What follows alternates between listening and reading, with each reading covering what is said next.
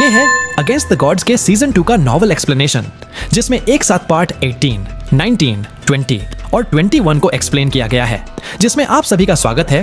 पिछले एपिसोड के last scene में देखा था कि लिंग जी के पास एक बंदा आता जो अपने साथ फेन जुएचेन और प्रिंसेस कांग युए का शादी का कार्ड लेकर उसे इन्फॉर्म करता है कि लिंग जाई को इस शादी में जाना होगा, क्योंकि हेवनली स्वॉर्ड विला मास्टर लिंग यूएफेंग कुछ जरूरी काम कर रहे हैं, जिसकी वजह से वो इस शादी में नहीं जा पाएंगे। फैन जुएचेन और कांग युए की शादी के बारे में सुन के लिंग जिए तो पहले हैरान होता है, फिर शादी का इनविटेशन कार्ड लेकर इसके लिए मान जाता है और उस बंदे को वहां से जाने के लिए कहता है। अब आगे सीन शिफ्ट होता है। युनचे पूरे 3 दिन और 3 रात घुटनों के बल बैठा रहा, अपने दिल के दर्द को शांत करने के लिए भी।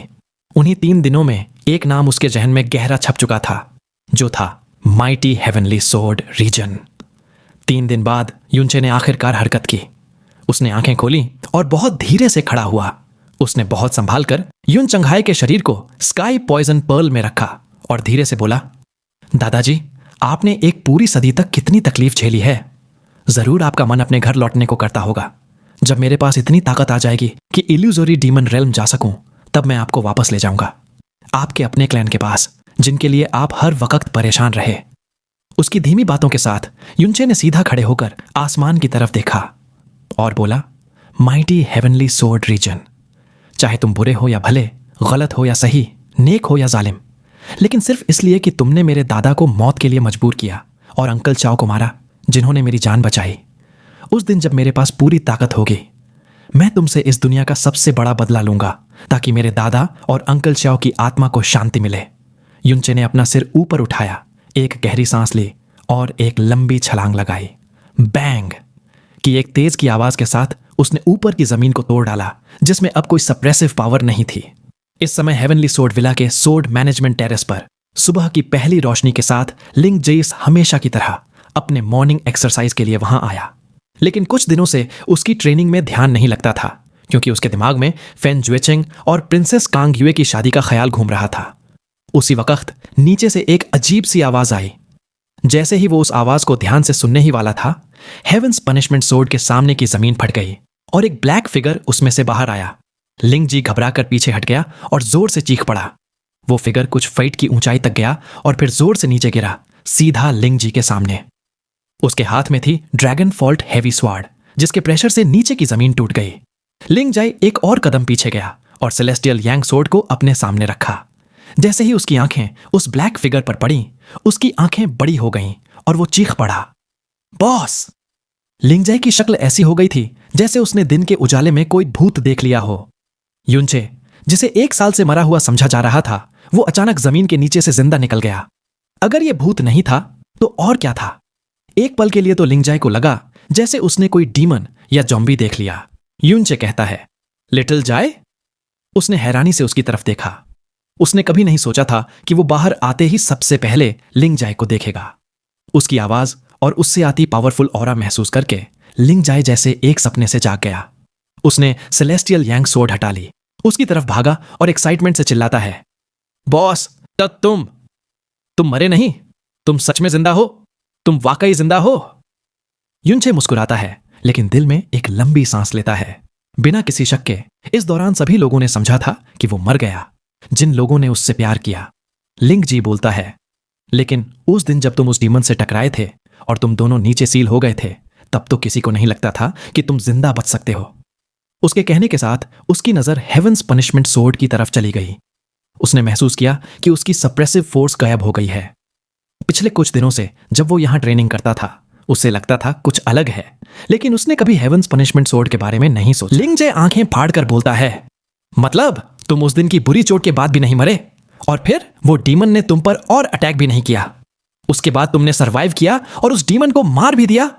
वाह, हाँ बॉस, पक्का वही हुआ होगा। उस डीमन के मरने के बाद ही तो तुम हेवंस पनिशमेंट सोर्ड के प्रेशर से बाहर आ पाए।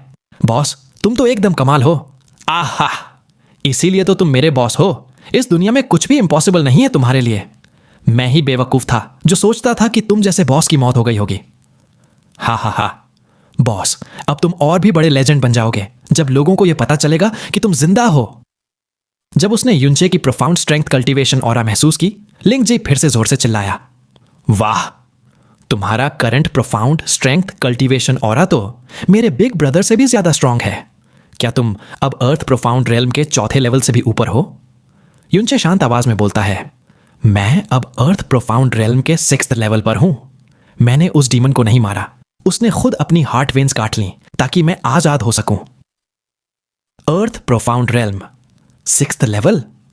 यह सुन के लिंग जी के कान के कोने थरथरा गए और उसने मुश्किल से अपना थूक निकला। युनचे के आखिरी वर्ड्स उसके दिमाग में इतने खास नहीं लगे क्योंकि पहला शॉक ही इतना बड़ा था। वो आंखें फाड़कर बोलता है, बॉस, तुम तो एकदम सब कुछ कर सकने वाले गॉड हो। तुम्हारे लिए मेरी रिस्पेक्ट और रिस्पेक्ट का कोई शब्द भी काफी नहीं है। मैंने इस पूरे साल में बहुत मेहनत की, लेकिन मैं अभी भी सिर्फ स्पिरिट प्रोफाउंड रेल्म के 10वें लेवल पर हूं। तुम फिर भी मुझे अपना लिटिल ब्रदर मानते हो ना? युनचे कैजुअल स्माइल के साथ बोलता है, मैंने एक वेरी स्पेशल मेथड यूज किया था अर्थ प्रोफाउंड रेल्म तक पहुंचने के लिए। सच में इसमें कुछ ज्यादा एक्स्ट्रॉर्डिनरी नहीं था। जब मैं सप्रेस हुआ था तब ब्लू विंड एम्पायर में बहुत कुछ बदल गया होगा, है ना? लिंग जी तुरंत जोर से हाँ में सिर हिलाते हुए बताता है, बॉस, तुम्हें नहीं पता, जब तुम डीमन के साथ गिर गए थे तब तुम्हारे कारनामे पूरे ब्लू विंड एम्पायर में फैल चुके थे। हर कोने में लोग सिर्फ तुम्हारे बारे में बातें करते थे, खासकर वो सब यंग प्रोफाउंड प्रैक्टिशनर्स जिनके पास कोई बैकिंग नहीं थी। उन सब ने तो तुम्हें एक तरीके का गॉड मान लिया था। तुम्हारे कारण ब्लू विंड इंपीरियल फैमिली को भी एक अलग ही लेवल का सम्मान मिला। ऐसा बोला जाता है कि इस साल के ब्लू विंड प्रोफाउंड पैलेस और दूसरे प्रोफाउंड पैलेस ब्रांचेस के रजिस्ट्रेशन में 7 गुना ज्यादा डिसाइपल्स आए। वो छोटी सी कोर्टयार्ड जिसमें तुम रह रहे थे जब तुम इनर पैलेस में थे, अब उसे स्पेशल प्रोटेक्शन मिलती है। सुप्रीम प्रोफाउंड हॉल के सामने तो तुम्हारी एक मूर्ति तक है और मूर्ति के नीचे लिखा है कि तुम ब्लू विंड प्रोफाउंड पैलेस के सबसे महान डिसाइपल हो पूरे इतिहास में। आज भी पूरे ब्लू विंड एम्पायर में तुम्हारी कहानियां घूम रही हैं। सच कहूं तो बॉस, तुम तो एकदम अल्टीमेट हो।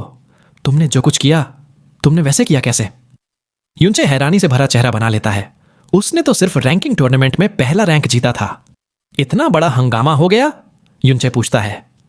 जब मैं हेवंस पनिशमेंट सोर्ड के नीचे सप्रेस हुआ था तब प्रिंसेस कांग युए, युएनबा और बाकी लोग, उनका क्या हुआ? प्रिंसेस कांग युए का नाम सुनते ही लिंग जे का चेहरा अकड़ गया। उसकी एक्साइटमेंट एकदम शांत हो गई। उसका फेस देखकर युनचे का दिल कसक गया। वो तुरंत पूछता है, क्या हुआ? लिंग जे गहरी सांस लेता है और थोड़ा घबरा कर कहता है, बॉस, एक बात है, पर तुम प्लीज गुस्सा मत होना। यह प्रिंसेस सिस्टर की असली इच्छा नहीं थी। मतलब प्रिंसेस सिस्टर वो फेन जुएचिंग से शादी कर रही है। क्या? युनचे का शरीर कांप गया, चेहरा एकदम स्टोन जैसा हो गया। लिंग जे के शब्द खत्म होते ही युनचे तूफान की तरह आगे निकल गया। सिर्फ पल भर में दूसरों के लिए दिखना मुश्किल हो गया। लिंग जी कहता है, रुको बॉस। वो तुरंत दौड़ता है उसके पीछे और अपना बायां हाथ उठाता है। एक चमक के साथ एक लगभग 6 मीटर लंबी बड़ी चिड़िया हवा में गुजरती है और युनचे के पास आकर रुकती है। लिंग जी बोलता है, ये मेरा contracted profound beast fierce zephyr bird है। इसकी स्पीड के साथ तुम शायद टाइम पे पहुंच जाओगे। युनचे ने तुरंत पलटकर एक लंबी छलांग लगाई और उस चिड़िया के पीठ पर लैंड किया। फियर्स ज़ेफिर बर्ड के जोर से चीखने के बाद वो सीधा आसमान में उड़ चली ब्लू विंड इंपीरियल सिटी की तरफ। तभी लिंग जी के दिमाग में एक और बात आई, 16 महीने पहले चू युएचान के प्रेग्नेंट होने की। वो तुरंत चिल्लाता है, बॉस रुको, एक और बहुत इंपॉर्टेंट बात है। लेकिन फियर्स ज़ेफिर बर्ड की स्पीड इतनी ज्यादा थी कि युनचे सिर्फ एक छोटा सा ब्लैक डॉट बन गया। वो पहले ही बहुत दूर जा चुका था। सीन शिफ्ट होता है। ब्लू विंड इंपीरियल सिटी के हर कोने में हलचल मच गई थी। हर छोटी बड़ी सड़क लोगों से भरी हुई थी। सब लोग अपनी गर्दन उठाकर दूर तक देख रहे थे, क्योंकि आज था इंपीरियल फैमिली की इकलौती प्रिंसेस की शादी का दिन। और इसी पल बर्निंग हेवन क्लैन की ब्राइडल एस्कॉर्ट टीम शहर के गेट में घुस चुकी थी और एक शानदार फॉर्मेशन के साथ ब्लू विंड इंपीरियल पैलेस की तरफ बढ़ रही थी। हाँ, बर्निंग हेवन क्लैन की ब्राइडल परेड को माइटी कहना बिल्कुल सही होगा। फेन जुचेंग एक भयावह से आग जैसे बालों वाले घोड़े पर सवार था। उसके चेहरे पर हल्का सा स्माइल था। उसके पीछे एक बड़ा सा पालकी था जिसे 8 डंडे से उठाया गया था। उसके चारों तरफ लाल कपड़ों में 2000 से ज्यादा बर्निंग हेवन क्लैन के डिसाइपल्स एक बड़ी सी लाइन में चल रहे थे, जो दूर से एक धीरे से आगे बढ़ता हुआ फायर ड्रैगन लग रहा था। इनमें से हर एक डिसाइपल केयरफुली सिलेक्ट किया गया था। सबके सब खास थे। कम से कम spirit profound realm cultivation level में तो थे ही, और कुछ तो अर्थ प्रोफाउंड रेल्म के मिड लेवल तक पहुंच चुके थे। ऐसा फॉर्मेशन ब्लू विंड एम्पायर में भी बहुत रेयरली देखा गया था। साथ में जो बड़े एक्सपर्ट्स आए उनका नाम ही काफी था दुनिया को हिला देने के लिए। सिर्फ स्काई प्रोफाउंड रेल्म के एक्सपर्ट्स ही 8 थे, और उनमें से जो 2 आगे थे वो तो स्काई प्रोफाउंड रेल्म के लेट लेवल्स में थे, बर्निंग हेवन क्लैन के टॉप 10 स्ट्रॉन्ग लोगों में शामिल। ये 8 लोग लाल कपड़ों में आसमान में इवनली तैनात थे। उनके आसपास की हवा तक प्रेशर से भरी हुई थी। एक जोर की आवाज के साथ भीड़ में हलचल मच गई। देखो, बर्निंग हेवन क्लैन की ब्राइडल एस्कॉर्ट आ गई। हर कोई अपने पैरों की उंगलियों पर खड़ा हो गया और बर्निंग हेवन क्लैन के ब्राइडल ग्रुप के आने का मंजर देखने लगा। आमतौर पर शादी की बारात देखते वक्त भीड़ बहुत ज्यादा शोर मचाती है, लेकिन इस वक्त बर्निंग हेवन क्लैन के पावरफुल प्रेजेंस के सामने किसी की हिम्मत नहीं हुई जोर से चिल्लाने की। जब बारात उनके सामने से निकली तो उस प्रेशर ने सबका दिल धड़का दिया। जो लोग खुद को बहुत स्ट्रांग समझते थे उन्होंने भी सिर्फ चुप चुप कर बातें की। क्या वो प्रोफाउंड फ्लोटिंग टेक्निक है? और वो भी 8 लोग। क्या ये सब स्काई प्रोफाउंड रेल्म के हैं? बिल्कुल। जो 2 सबसे आगे हैं उनमें से एक है फेंग दुआन चांग, क्लैन मास्टर फेन दुआनहुन का छोटा भाई। बोला जाता है उसका profound level sky profound realm का 8वां लेवल है। दूसरा है क्लैन का 13वां एल्डर, वो स्काई प्रोफाउंड रेल्म के 7th लेवल पर है। बर्निंग हेवन क्लैन में भी उनका पद बहुत बड़ा है। सोचो, एक यंग क्लैन मास्टर की शादी में ये दोनों आए हैं। फेन जुएचेंग तो नेक्स्ट क्लैन मास्टर बनने वाला है। ऐसी लाइनअप होना नॉर्मल है। स्काई प्रोफाउंड रेल्म के लोग, मैंने तो अपनी जिंदगी में सिर्फ एक देखा, ब्लू विंड प्रोफाउंड पैलेस का चीफ चिन, और आज एक साथ 8 एक्सपर्ट सामने है। बर्निंग हेवन क्लैन सच में पावरफुल है। फेन जुएचेंग ब्लू मून प्रिंसेस के पीछे काफी पहले से पड़ा था, लेकिन युनचे ने तो उसे जीत लिया था ना। हाँ, लेकिन अब युनचे तो गया। अगर जिंदा होता भी फिर भी सिंगल हैंडेडली फेन जुएचेंग को नहीं हरा सकता। युनचे चाहे जितना अमेजिंग हो, उसके पास कोई स्ट्रॉन्ग बैकिंग नहीं थी। फेन जुएचेंग के पीछे तो बर्निंग हेवन क्लैन है। ऐसा मत समझो फेन जुएचेंग एक ड्रैगन अमंग मैन होगा, लेकिन युनचे तो ड्रैगन अमंग ड्रैगन्स है। फेरी ऑफ फ्रोजन ब्यूटी, जिसे कोई भी सेक्ट मास्टर सिर्फ सपने में देख सकता था, वो युनचे के बच्चे की मां बन गई। और प्रिंसेस के साथ भी शादी की बातें हो रही थीं। फ्रोजन क्लाउड एसगार्ड पीछे होने के बावजूद क्या फेन दुआनहन उतना हिम्मत दिखाता? अगर युनचे जिंदा होता तो कुछ और ही सीन होता। लोग चुप चुप के बातें करते रहे और शानदार बर्निंग हेवन क्लैन की बारात धीरे धीरे और पास आती गई। 7 बजे का एग्जैक्ट समय हुआ और वो लोग सीधे ब्लू विंड इंपीरियल पैलेस के मेन गेट पर आ गए। थोड़ा प्रोटोकॉल फॉलो करने के बाद ढोल नगाड़ों की आवाज और 8 लायंस के नाचते हुए वो लोग मून एम्ब्रेसिंग पैलेस की तरफ निकल गए, जहां प्रिंसेस कांग यूए रहती थी। सीन शिफ्ट होता है मून एम्ब्रेसिंग पैलेस के एम्परर्स चेंबर्स में। कंग वानहे का पर्सनल बंदा बताता है, your majesty, burning heaven clan की बारात मून एम्ब्रेसिंग पैलेस के गेट पर आ चुकी है। सिर्फ आधा घंटा और लगेगा। इस वक्त के कांग वानहे की सूरत ऐसी थी जैसे इंसानी रूप से दूर हो चुकी हो। गहरे आंखों के गड्ढे, आधे सफेद बाल और झुर्रियाओं से भरा चेहरा। अगर युनचे उसे अब देखता तो 2 साल पहले वाले कांग वानहे को पहचान भी नहीं पाता। जैसे जैसे वो सांस लेता, लगता था अगला पल उसका अंतिम हो सकता है। उसकी जिंदगी का दीपक अब बुझने के किनारे तक पहुंच चुका था। कांग वानहे पूरी रात जागता रहा। उस बंदे की आवाज सुनकर उसने मुश्किल से आंखें खोली और कांपते हुए बोला, हमें उठाओ, इंपीरियल चैरियट तैयार करो, हम खुद जाएंगे मून एम्ब्रेसिंग पैलेस। इतना कहते वो खांसते हैं। बंदा बोलता है, योर मैजेस्टी, अभी तो सुबह का ठंडा टाइम है, आपका शरीर बर्दाश्त नहीं करेगा। हर हाइनेस ने भी बोला है कि कॉम्प्लिकेटेड सेरेमोनी नहीं होगी, आपको जाने की जरूरत नहीं है। कांग वानहे धीरे से सिर हिलाता है और बिस्तर से उठने की कोशिश करता है। नहीं, हमें जाना ही होगा।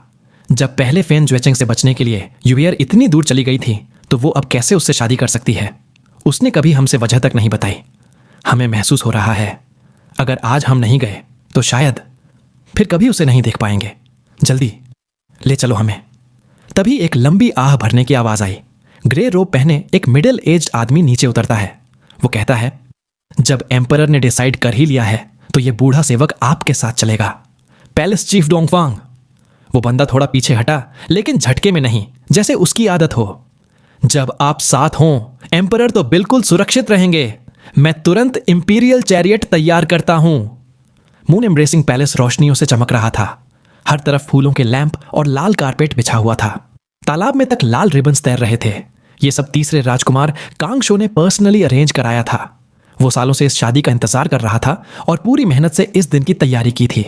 बर्निंग हेवन क्लैन की बारात आने से पहले ही कांग शो मून एम्ब्रेसिंग पैलेस के बाहर खड़ा था और जैसे ही बारात आई वो तुरंत ग्रीट करने दौड़ गया। उसने फेन जुएचेंग से ग्रीटिंग की और फिर खुद बारात का वेलकम करने लगा। फेन जुएचेंग पूरे लाल कपड़ों में था। मून एम्ब्रेसिंग पैलेस के सामने बारात रुकी सारे इनवाइट किए गए गेस्ट्स भी पहुंच चुके थे, लेकिन गिनती के कुछ ही लोग थे। कांग युए के कहने पर कोई ग्रैंड सेरेमोनी की तैयारी नहीं की गई। अब सिर्फ प्रिंसेस के बाहर आने का इंतजार था। His majesty arrives. एक तेज और लंबी आवाज के साथ एक golden dragon imperial chariot palace guards के सराउंड में आई और बर्निंग हेवन क्लैन के ग्रुप के सामने रुकी।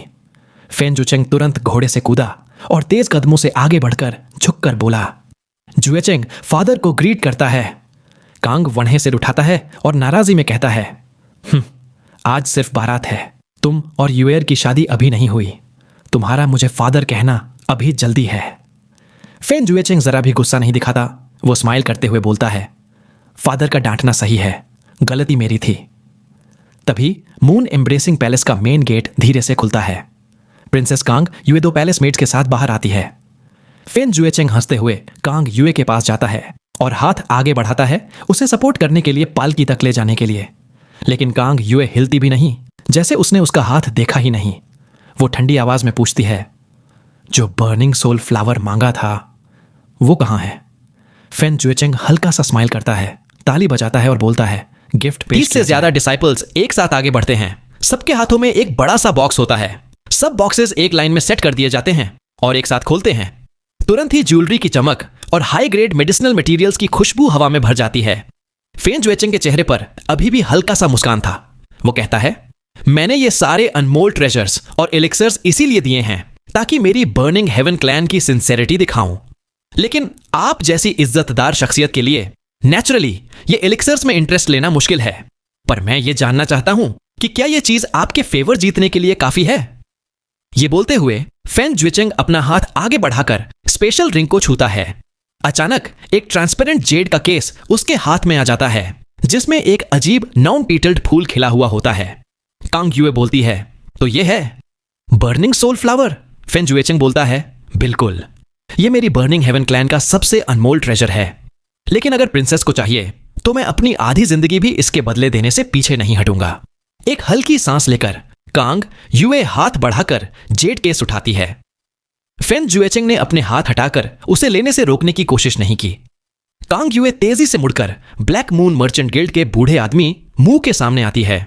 वो बोली भी नहीं कि बूढ़ा आदमी समझ गया और धीमी आवाज में कहता है, तुम्हें मुझे दिखाने की जरूरत नहीं। मैंने पहले बर्निंग सोल फ्लावर देखा है और बिना किसी शक के कहता हूं, ये वही है।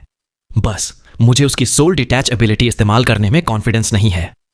कोशिश करूंगा, पर अगर फेल हुआ, साय। कांग युए शुक्रिया भरे अंदाज में कहती है, सीनियर मुंह, मैं सब आपके हाथ में छोड़ती हूं। मैं आपसे एक गुजारिश करूंगी कि आज मेरे रॉयल फादर के शरीर से soul devouring life binding parasite burning soul flower के जरिए हटा दीजिए। चाहे सक्सेस हो या फेलियर, मैं हमेशा आपकी शुक्रगुजार रहूंगी। फिर वो अपने रॉयल फादर कांग वन्हे की इंपीरियल चैरियट के पास जाती है, कर्टन उठाकर जेड केस उसके घुटने पर रख देती है और बोलती है, रॉयल फादर, इस जेड बॉक्स का ध्यान अच्छी तरह रखिए। सीनियर म्यू के अलावा किसी को मत देना। अब मैं शायद आपका साथ नहीं दे पाऊंगी, तो अपनी खुद की भी हिफाजत कीजिएगा। अंकल डोंगफांग, आप मेरे फादर को हर हाल में प्रोटेक्ट करना। बातें कहते कहते कांग युए कर्टन बंद कर लेती है बिना जवाब सुने और सीधा उस मैग्निफिसेंट पालकी की तरफ चली जाती है। वो पालकी में अकेली ही चढ़ जाती है बिना किसी सहारे के और रेड कर्टन नीचे करते हुए ठंडे अंदाज में बोलती है, अब हमें चलना चाहिए। फेन जुएचेंग छलांग मार के घोड़े की पीठ पर चढ़ जाता है और हाथ के सिग्नल पर बर्निंग हेवन क्लैन का ब्राइड एस्कॉर्ट के लोग शान से मून एम्ब्रेसिंग पैलेस से निकलते हैं। जब बर्निंग हेवन क्लैन के लोग, जो एक बड़े ऑप्रेसिव पावर का एहसास कराता है, वो मून एम्ब्रेसिंग पैलेस से निकल गए, तब भी कांग वन्हे की इंपीरियल चैरियट वहां ही खड़ी थी। चिन वुयू गहरी सांस लेते हुए कहता है, किसने सोचा था कि ऐसा होगा? प्रिंसेस बिल्कुल भी शादी के लिए तैयार नहीं थी और योर मैजेस्टी भी उसे तैयारी पर मजबूर नहीं कर सकते थे, तो फिर यह सब कैसे हो गया? साय। चिन वुशंग अपनी आंखें बंद करके चिंता जताते हुए बोलता है, इस केस में कोई डायरेक्टली प्रिंसेस पर प्रेशर नहीं डाला, पर इसका मतलब यह नहीं कि इनडायरेक्ट प्रेशर नहीं था। प्रिंसेस कांग युए को इसमें कुछ फायदा नहीं था। बस उम्मीद करते हैं कि फेन जुएचेंग उसका बुरा हाल न करे। साय। बर्निंग हेवन क्लैन के बाराती धीरे धीरे इंपीरियल सिटी में आगे बढ़ रहे थे और 15 मिनट तक चलने के बाद वो इंपीरियल पैलेस से सिर्फ 1.5 किलोमीटर दूर थे। तभी अचानक आसमान से एक लंबी और बड़ी बर्ड की चीख सी सुनाई देती है, जिसे सुनकर कोई कहता है, वो क्या चीज है, ऊपर आसमान में देखो। दूर के नीले आसमान में एक काला डॉट बहुत तेजी से उनकी तरफ आ रहा था। पलक झपकते ही वो डॉट एक मुट्ठी जितना बड़ा दिखने लगा और उसके बाद एक बड़े बर्ड का फिगर दिखने लगा। कोई बोलता है वो हाई लेवल अर्थ profound beast fierce zephyr bird है। फियर्स ज़ेफिर बर्ड उनके बहुत करीब आ चुका था और कुछ ही पलों में वो उनके ऊपर सीधा आया। फिर लोग चिल्लाने लगे जब एक पिच ब्लैक इंसानी फिगर उस बर्ड के ऊपर से नीचे गिरता है। फिर फियर्स ज़ेफिर बर्ड एक लंबी चीख छोड़कर आसमान में घूमता है और हेवनली सोर्ड विला की डायरेक्शन में वापस उड़ जाता है।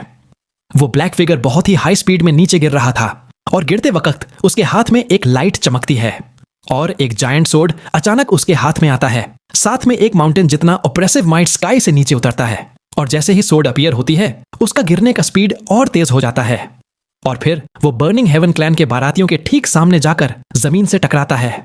बूम की आवाज के साथ पत्थर मिट्टी हवा में उड़ जाते हैं। धरती अचानक कांप उठती है और क्रैक्स हर तरफ फैल जाते हैं। बर्निंग हेवन क्लैन के डिसाइपल्स जोर से चिल्लाते हैं, कौन है वहां, और तुरंत आगे बढ़ जाते हैं। फॉर्मेशन बनाकर रास्ता ब्लॉक कर लेते हैं। जैसे ही हवा में उड़ा हुआ धूल मिट्टी धीरे धीरे नीचे गिरता है, युनचे का चेहरा दिखाई देता है। उसके हाथ में वो बड़ा सा ड्रैगन फॉल्ट हैवी सोर्ड साफ साफ दिख रहा होता है। जैसे ही फेन ज्वेचिंग की नजर युनचे के चेहरे पर पड़ती है और फिर उसके हाथ में उस ड्रैगन फॉल्ट पर, उसका चेहरा तुरंत बदल जाता है। वो अनजाने में चिल्लाता है, युनचे। युनचे का नाम पहले से ही ब्लू विंड एम्पायर में आग की तरह फैल चुका था। उसका पोर्ट्रेट हर जगह घूम चुका था। जैसे ही लोगों ने उसका चेहरा देखा उन्हें तुरंत एक फेमिलियरिटी महसूस हुई और फिर फेन ज्वेचिंग के शब्द ने पूरे रास्ते को एक धमाकेदार हंगामा में बदल दिया और आसपास के सभी लोग युनचे के बारे में बात करने लगे थे। अपने सामने जिंदा और वापस आए हुए युनचे को देखकर फेन ज्वेचिंग का शॉक लेवल लिमिट पार कर चुका था। वो बोलता है, तू तो मर गया था। युनचे हल्का सा ऊपर देखकर ठंडे अंदाज में हंसा और फेन ज्वेचिंग से कहता है, हा हा हा हा, मैं युनचे की जिंदगी बड़ी लंबी है। जब तुम जैसे लोग जिंदा हो तो मैं कैसे मर जाऊं?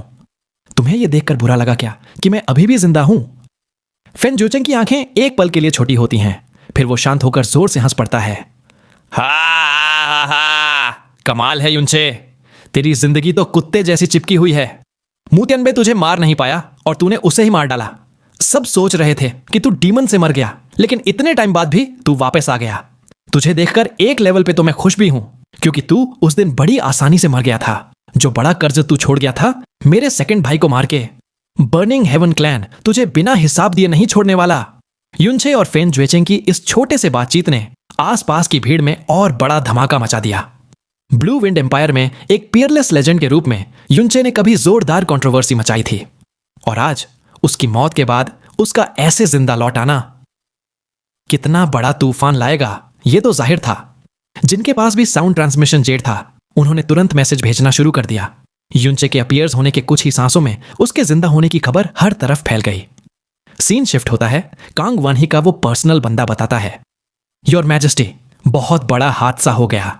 वॉइस ट्रांसमिशन अभी आया है। युनचे जिंदा है, वो वापस आ गया है। यह सुनते ही कांग वनहे का पूरा शरीर कांप उठता है। वो कहता है, क्या कहा? युनचे, ये तो बेकार की बात है, ये सब तो बकवास है। युनचे तो हेवनली सोर्ड विला में मर गया था, सबको पता है। कैसे वो अचानक वापस आ सकता है? उस बंदे के कुछ बोलने से पहले ही एक गोल्डन आर्मर पहने हुए इंपीरियल बॉडीगार्ड तेज भागता हुआ आता है और बोलता है, एम्परर, ये सच है। वो इंपीरियल पैलेस के बाहर दिखाई दिया है और अभी बर्निंग हेवन क्लैन के बारातियों का रास्ता काट रहा है। वहां के सब लोगों ने उसे खुद देखा है। ये सुनते ही कांग वनहे, जो अब तक ऑलमोस्ट बेजान था, जैसे इलेक्ट्रिक शॉक लगने पर सीधा बैठ जाता है और कांपते हुए कहता है, जल्दी जल्दी हमें वहां ले चलो, तुरंत। आगे कुछ ही दूर पर चिन वुशांग और चिन वुयू की आंखें एक दूसरे से टकराती हैं। दोनों आंखों में शॉक और विश्वास न होने का इमोशन होता है। फिर दोनों तूफान की तरह उड़ती हवा बन जाते हैं और इंपीरियल पैलेस के बाहर की तरफ दौड़ जाते हैं। सीन शिफ्ट होता है। फेन ज्वेचिंग के पास से एक शैडो झलकती है और फेन मुरैन तेजी से आगे आता है। वो युनचे को देखकर गुस्से से कहता है, तो ये है युनचे? अच्छा है, ये जिंदा है। सेकंड यंग मास्टर की मौत का बदला लेना है और अगर ये सीधे मर गया होता तो वो आसान हो जाता। मैं इसे यहीं पकड़ता हूं और क्लैन ले चलता हूं। फैन जुएचेंग अपना हाथ आगे बढ़ाता है और शातिर मुस्कान के साथ कहता है, रुको। 13th एल्डर को आज हाथ गंदा करने की जरूरत नहीं। आज तो मेरा और कांग युए का खुशी का दिन है। अगर खून दिखा तो अनलकी हो जाएगा। युनचे, पता नहीं तुझे तेरी हिम्मत पर तारीफ करनी चाहिए या तेरी बेवकूफी पे हंसना चाहिए। इतनी मुश्किल से जिंदा वापस आए हो और चुपचाप छुप के जीने के बजाय अपनी मौत को बुलाने आ गए। वैसे भी तेरा नसीब अच्छा है। मैं आज खुश हूं, इसलिए तुझे कुछ दिन और जीने का मौका देता हूं। मेरे सेकंड भाई के मामले को तो मैं कांग युए के साथ शादी के बाद प्रॉपर तरीके से निपटाऊंगा। उससे पहले यहां से निकल जा। उसी वक्त पीछे से कांग युए की रोती हुई आवाज आई, जूनियर ब्रदर युन, ये वाकई तुम हो, वाकई तुम ही हो। कांग युए पालकी से नीचे उतरती है, सब कुछ भूलकर युनचे के पास भागती हुई आ जाती है। उसके डेस्परेशन भरे भाग में फैन जुएचेंग वो बस हाथ बढ़ाता है रोकने के लिए, लेकिन उसे रोक नहीं पाता। वो युनचे के सामने आकर उसे जोर से गले लगा लेती है और बोलती है, जूनियर ब्रदर युन, ये सच है, तुम जिंदा हो। Junior brother Yun, junior brother Yun. 1 साल से खोया हुआ प्यार फिर से सामने। उसकी आंखें आंसुओं से भर गई थीं। कांग युए के आंसुओं से भीगे चेहरे को देखकर युनचे बस जेंटल आवाज में कहता है, मैं ही हूं, वापस आ गया हूं। बस सीनियर सिस्टर की शादी में समय से पहुंच गया हूं। कांग युए का शरीर कांप जाता है और वो जोर जोर से सिर हिलाते हुए बोलती है, नहीं नहीं, ऐसा नहीं है। जूनियर ब्रदर युन, जो तुम देख रहे हो वो ऐसा नहीं है। मैं। युनचे उसे रोकते हुए बोलता है, जरूरत नहीं कहने की, मैं समझ गया। उसका चेहरा शांत रहता है, इतना शांत कि कांग युए का दिल घबराने लगता है। उसके वापस आने का पहला नजारा उसके लिए यह है कि उसकी औरत यानी लवर किसी और के साथ शादी के लिए जा रही थी। उसे पता था कि यह सच उसके लिए माफी लायक नहीं था, चाहे वो मजबूरी थी, उसकी शादी होने जा रही थी। यह फैक्ट चेंज नहीं हो सकता था। इसी वक्त युनचे अचानक लाइटनिंग जैसी तेजी से कांग युए की छाती की तरफ हाथ ले जाता है। उसका हाथ उसके लाल शादी के कपड़ों के अंदर जाता है और वो तुरंत एक छोटी डैगर यानी छुरी निकालता है। उसकी ब्लेड सिर्फ 3 इंच की थी और उसकी टिप पर हल्की ग्रीन चमक थी। वो हाईली टॉक्सिक पॉइजन की चमक थी। युनचे की नाक टॉक्सिक स्मेल को बहुत अच्छे से महसूस करती है और जैसे ही कांग युए पास आई थी, उसने उस डैगर का जहर महसूस कर लिया था। वो डैगर करीब उसके छाती के नीचे छुपा हुआ था। उस डैगर को उंगलियों में दबाकर युनचे कुछ ऐसा करता है जिससे सब लोग हैरान हो जाते हैं। वो अपने हाथ को पलटकर जहर से भरा हुआ डैगर अपने सीने में घुसा देता है। अगले ही पल उसके सीने से ब्लड के ड्रॉप्स उछलते हैं और 3 इंच की वो ब्लेड पूरी तरह उसके शरीर के अंदर चली जाती है। युनचे का ये एक्शन देख के कांग युए के चेहरे का रंग तुरंत उड़ जाता है। वो घबराकर बोलती है, आह! जूनियर ब्रदर युन, तुम क्या कर रहे हो? तुम अपने आप को क्यों चोट पहुंचा रहे हो? डैगर के नीचे से तेज खून बहते देख के वो घबरा जाती है और उसका दिल और ज्यादा दुखने लगता है। वो समझ ही नहीं पाती कि क्या करे। इस पूरे टाइम युनचे के चेहरे पे कोई एक्सप्रेशन नहीं होता। वो कांग युए को देखता है और धीरे से कहता है, मुझे यूं अचानक चोट लगते देख के तुम्हारा दिल दर्द से भर गया ना? बिल्कुल वैसे ही जैसे मेरा दिल दर्द से भर जाता है जब मैं तुम्हें किसी और से शादी करते देख रहा हूं। कांग युए जोर से अपना सिर हिलाती है और दर्द भरी आवाज में चिल्लाती है, नहीं, यह वैसा बिल्कुल नहीं है जैसा तुम सोच रहे हो। मैं तो कभी शादी करना ही नहीं चाहती थी उससे। मैं बस। युनचे कहता है, मैं समझ रहा हूं। मेरा दिल सिर्फ इन सब चीजों की वजह से नहीं दुख रहा, बल्कि इसलिए भी दुख रहा है क्योंकि मैं जानता हूं कि अगर मैं सच में मर भी जाता तब भी सीनियर सिस्टर के दिल में सिर्फ मैं ही होता। मेरा दिल इसलिए ज्यादा दुख रहा है क्योंकि तुमने अपने आप को इतना नीचा गिराकर, इतनी चोट पहुंचाकर अपने आप को दर्द दिया जैसे अभी मैंने खुद को चोट पहुंचाई है। ये चोट, मैं चाहता हूं कि तुम मेरे दिल के दर्द को महसूस करो। साथ ही ये मेरी सजा भी है। मैंने तुमसे वादा किया था, लेकिन जब तुम बिल्कुल अकेली थी, जब तुम्हें मेरी सबसे ज्यादा जरूरत थी, मैं तुम्हारे साथ नहीं था और तुम्हें मजबूर कर दिया कि तुम अपने आप को चोट पहुंचाओ अपने फादर को बचाने के लिए। अगर मैं थोड़ा और लेट होता तो मुझे तुम्हें हमेशा के लिए खोना पड़ता। युनचे अपने सीने से छुरी निकालता है और उसे दूर जमीन पर फेंक देता है। जख्म से खून बहना भी तुरंत बंद हो जाता है। वो अपना हाथ उठाता है और प्यार से कांग युए के आंसू पोंछता है। उसके बाद वो अपना आपा नहीं संभाल पाता। उसकी आवाज प्यार भरी और नरमी से भर जाती है। उसकी आंखों में उस दर्द और तड़प का एहसास होता है जो वो कांग युए के बिना रहते हुए महसूस कर रहा था। वो कहता है, सीनियर सिस्टर, क्या मैं तुम्हें गले लगा सकता हूं, ठीक है ना? कांग यूए रोती हुई हाँ में सिर हिलती है और पूरी ताकत से युनचे के गले लग जाती है। अपने हाथों से उसे जोर से झप्पी देती है, जोर जोर से रोते हुए। युनचे भी उसे जोर से गले लगाता है, लेकिन वो रोता नहीं, बल्कि उसके चेहरे पे एक सेटिस्फेक्शन वाली मुस्कान होती है। वो खुश होता है कि वो टाइम पे लौट आया और उसने किसी ऐसी चीज को होने नहीं दिया जो कभी ठीक नहीं हो सकती थी, वरना वो खुद भी नहीं जानता वो उस गिल्ट के साथ कैसे जीता। वो कांग यूए की पीठ को प्यार से थपथपाता है और नरमी से कहता है, सीनियर सिस्टर, अगर कभी कुछ भी हो, लेकिन दोबारा कभी अपने आप को दर्द मत देना, ठीक है? कांग यूए रोते हुए कहती है, ऊह कभी नहीं, मैं ऐसा दोबारा कभी नहीं करूंगी। युनचे हल्की मुस्कान के साथ बोलता है, और फैन जुएचेंग से शादी भी मत करना, ठीक है? कांग यूए जल्दी से कहती है, मैं कभी शादी नहीं करूंगी, कभी भी नहीं। मैं सिर्फ तुमसे शादी करना चाहती हूं, तुम्हारे अलावा किसी से नहीं, चाहे जान भी चली जाए, पर मैं उससे शादी नहीं करूंगी। युनचे के होठों पे थोड़ी मुस्कान आती है और वो कहता है, मैं लौट आया हूं, अब सब कुछ मुझे संभालने दो। क्या तुम मुझ पे भरोसा कर सकती हो, उस आदमी पे जो तुमने अपनी पूरी जिंदगी के लिए चुना है? कांग यूए इमोशनल होकर कहती है, हिंड्योन जब तक तुम मेरे साथ हो, चाहे कुछ भी हो, चाहे कैसा भी अंजाम हो, मुझे किसी चीज का डर नहीं है। जब तक तुम मेरे साथ हो, मुझे किसी भी चीज का डर नहीं। इसी वक्त पैलेस के लोग जल्दी से पहुंच जाते हैं। कांग वनहे झट से चैरियट के पर्दे हटाता है। एक नजर में ही वो कांग यूए और युनचे को एक दूसरे के गले लगते हुए देख लेता है। चिनवुशंग और चिनवुयू तो पहले से ही आंखें फाड़ के देख रहे होते हैं। उनके चेहरे पे हैरानी और खुशी होती है। दूसरी तरफ फैन जुएचेंग दोनों हाथों की उंगलियों को इतना जोर से दबाता है कि वो सफेद हो जाती हैं।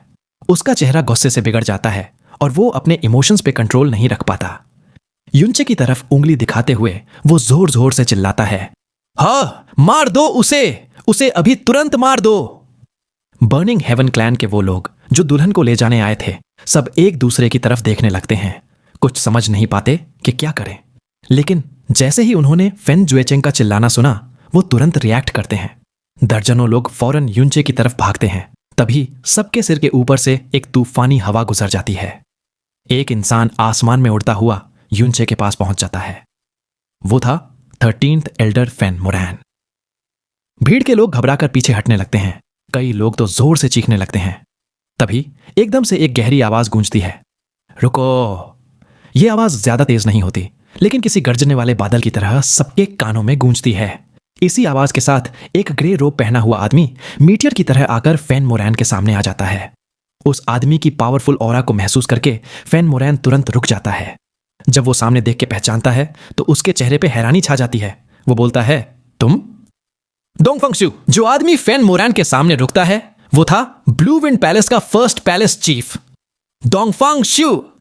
वो ब्लू विंड इंपीरियल फैमिली से भी जुड़े हुए थे और पूरे ब्लू विंड में उनसे बड़ा कोई प्रैक्टिशनर नहीं था। उनका कल्टीवेशन एम्परर प्रोफाउंड रेल्म के बिल्कुल करीब था। डोंगफंगशू कहते हैं, फैन मोरैन, पिछले 10 सालों में हम नहीं मिले, लेकिन तुम लगता है सब भूल गए हो। इतना गिर गए हो कि अब एक 20 साल से भी छोटे लड़के पर हाथ उठाने जा रहे हो। फैन मोरैन ठंडे लहजे में बोलता है, पैलेस चीफ डोंगफांग, ये हमारे बर्निंग हेवन क्लैन और इस लड़के का पर्सनल मामला है। तुम इसमें मत पड़ो, वरना बात तुम तक आ जाएगी। डोंगफंगशू हल्का सा मुस्कुराता हुए बोलता है, युनचे मेरा डिसाइपल है ब्लू विंड प्रोफाउंड पैलेस का, और मैं पैलेस चीफ हूं, तो मुझे तो बीच में आना ही पड़ेगा ना। लेकिन तभी युनचे बीच में बोलता है, जरूरत नहीं है। वो एक हाथ से कांग यूए को संभाले होता है। उसकी आंखें एकदम शांत होती हैं। वो कहता है, पैलेस चीफ डोंगफांग, आपका शुक्रिया, लेकिन वो बुढ़ा सही कह रहा है। यह मामला सिर्फ बर्निंग हेवन क्लैन और मेरा है। इसका इंपीरियल फैमिली या ब्लू विंड प्रोफाउंड पैलेस से कोई लेना देना नहीं। आप इसमें मत पड़िए। आपका फर्ज यह है कि जिस इंसान की हिफाजत आपको करनी चाहिए उसकी कीजिए। युनचे कांग यूए से बोलता है, सीनियर सिस्टर, अपना ख्याल रखना। जैसे ही उसकी आवाज खत्म होती है, उसका हाथ जो अब तक कांग यूए को संभाले हुए था, उसे हल्का सा धक्का देता है और डोंगफंगशू की तरफ भेज देता है। डोंगफंगशू का profound strength cultivation emperor profound realm के बिल्कुल करीब था और उसके प्रोटेक्शन में किसी में कांग यूए को छूने की भी हिम्मत नहीं थी। युनचे की बातें सुन के डोंगफंगशू थोड़ा हैरान होता है, लेकिन तुरंत सब समझ जाता है। युनचे साफ साफ ये सब इसलिए कर रहा था ताकि बर्निंग हेवन क्लैन और इंपीरियल फैमिली या ब्लू विंड प्रोफाउंड पैलेस के बीच में बेकार की दुश्मनी ना हो। वो क्लियरली ये पूरा बर्निंग हेवन क्लैन का ट्रूप अकेला ही हैंडल करना चाहता था। दोंगफांगशू कुछ कहना चाहता था, लेकिन जैसे ही उसकी नजर युनचे की आंखों से टकराती है, जो एक अलग ही लेवल की शांति और डिटर्मिनेशन से भरी होती हैं, वो अपना कहने वाला शब्द अंदर ही रोक लेता है। वो कांग युई को लेके धीरे से कांग वनहे के इंपीरियल चैरियट की तरफ वापस जाते हुए युनचे से कहता है, अगर ये तुम्हारा फैसला है तो मैं इंटरफियर नहीं करूंगा। हो चलो देखते हैं ब्लू विंड प्रोफाउंड पैलेस के इतिहास का सबसे एक्स्ट्रॉर्डिनरी डिसाइपल क्या कर दिखाता है। फेन मोरान जोर जोर से हंस के बोलता है, मैं पहले ही सुन चुका हूं कि तुम पागल और लापरवाह हो, और तुमने अपनी रेप्यूटेशन बिल्कुल सही जस्टिफाई की। ऐसा कहने के साथ वो अटैक करने ही वाला होता है, लेकिन युनचे उसकी तरफ देखता भी नहीं। वो अपनी ड्रैगन फॉल्ट तलवार उठाता है और फेन जुएचेंग की तरफ ठंडी आवाज में बोलता है, फेन जुएचेंग, तुम्हें अच्छी तरह पता है कि फेन जुएबी के मरने का असली जिम्मेदार कौन था। मेरा तुमसे कोई पर्सनल दुश्मनी नहीं थी, लेकिन अब तुम मुझे मारने की प्लानिंग कर रहे हो, तो इसका हिसाब किताब तो मैं तुमसे करके ही रहूंगा। प्रिंसेस कांग युए मेरी सीनियर सिस्टर है और मेरी औरत है। तुम उसके एक बाल के भी लायक नहीं हो।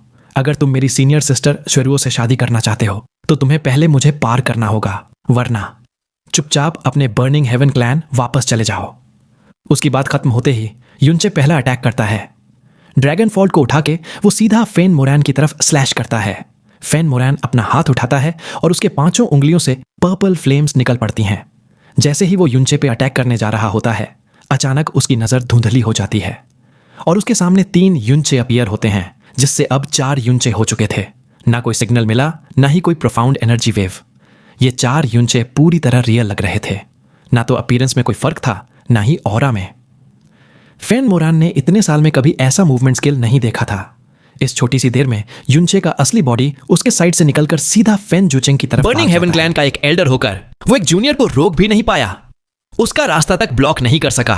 वो गुस्से से फट पड़ता है और चिल्लाता है, चालाक जूनियर, कोई यंग मास्टर की रक्षा करो। जब युनचे स्पीड से आगे बढ़ रहा है, बर्निंग हेवन क्लैन के डिसाइपल्स उसके सामने आ जाते हैं। उनके फ्लेमिंग सोर्ड से फ्लेम्स ऊपर उछलती हैं, जो एक फ्लेम ड्रैगन का रूप ले लेती हैं और युनचे को घेर लेती हैं। कांग युए जोर से चीखती है, जूनियर ब्रदर युन, संभाल के।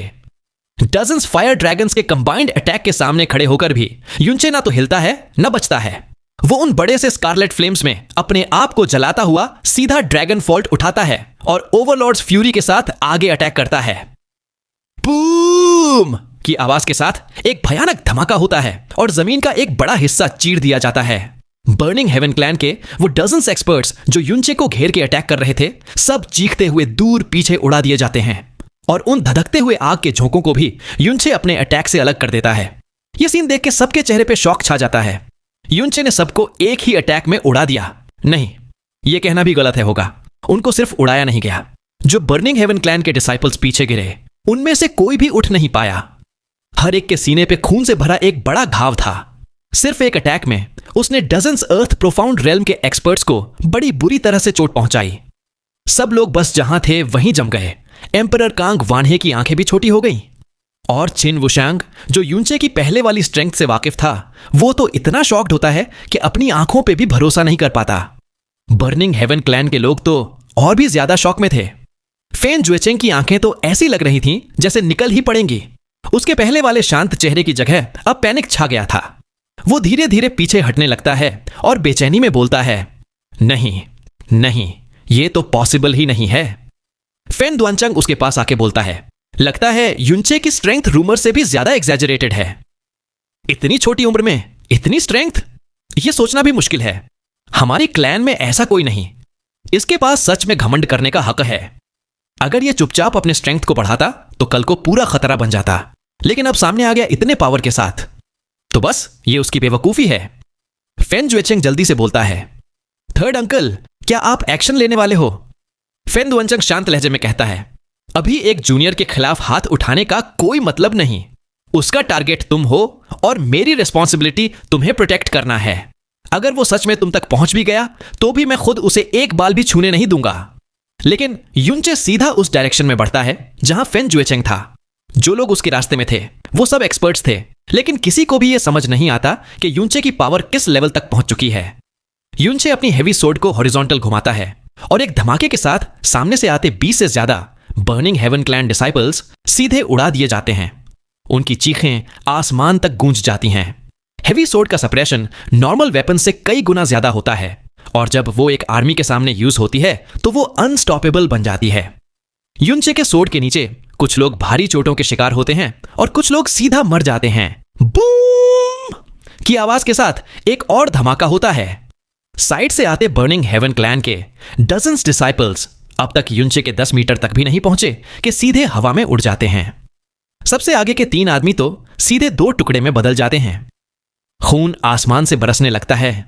इतनी भयंकर ताकत देख के सबके चेहरे पे सफेदी छा जाती है। बर्निंग हेवन क्लैन के लोगों में गुस्से से भरे चीखने की आवाज गूंजती है और 50 से ज्यादा डिसाइपल्स पीछे से उछल के ऊपर जाते हैं। उनकी बर्निंग हेवन ब्लेड से रेड फ्लेम्स यूं गिरती हैं जैसे आसमान से आग बरस रही हो। चारों तरफ से बर्निंग हेवन क्लैन डिसाइपल्स युनचे को घेर लेते हैं। इस बार के अटैक्स इतने ज्यादा थे कि यूं लगता था जैसे लोहे का ढोल बज रहा हो। पूरा प्रेशर युनचे के ऊपर था। उसका चेहरा सीरियस हो जाता है। वो तुरंत star gods broken shadow movement technique activate करता है और सबके सामने से एकदम से गायब हो जाता है। अगले मोमेंट उसका बॉडी 70 मीटर ऊपर आसमान में दिखाई देता है। युनचे जोर से गूंजता है, सबके सब हट जाओ। उसका बॉडी एक शूटिंग स्टार की तरह नीचे गिरता है। ड्रैगन फॉल्ट से falling moon sinking star attack करता है। एक डिस्ट्रक्टिव फोर्स नीचे की तरफ जैसे कोई पहाड़ टूट के गिर रहा हो।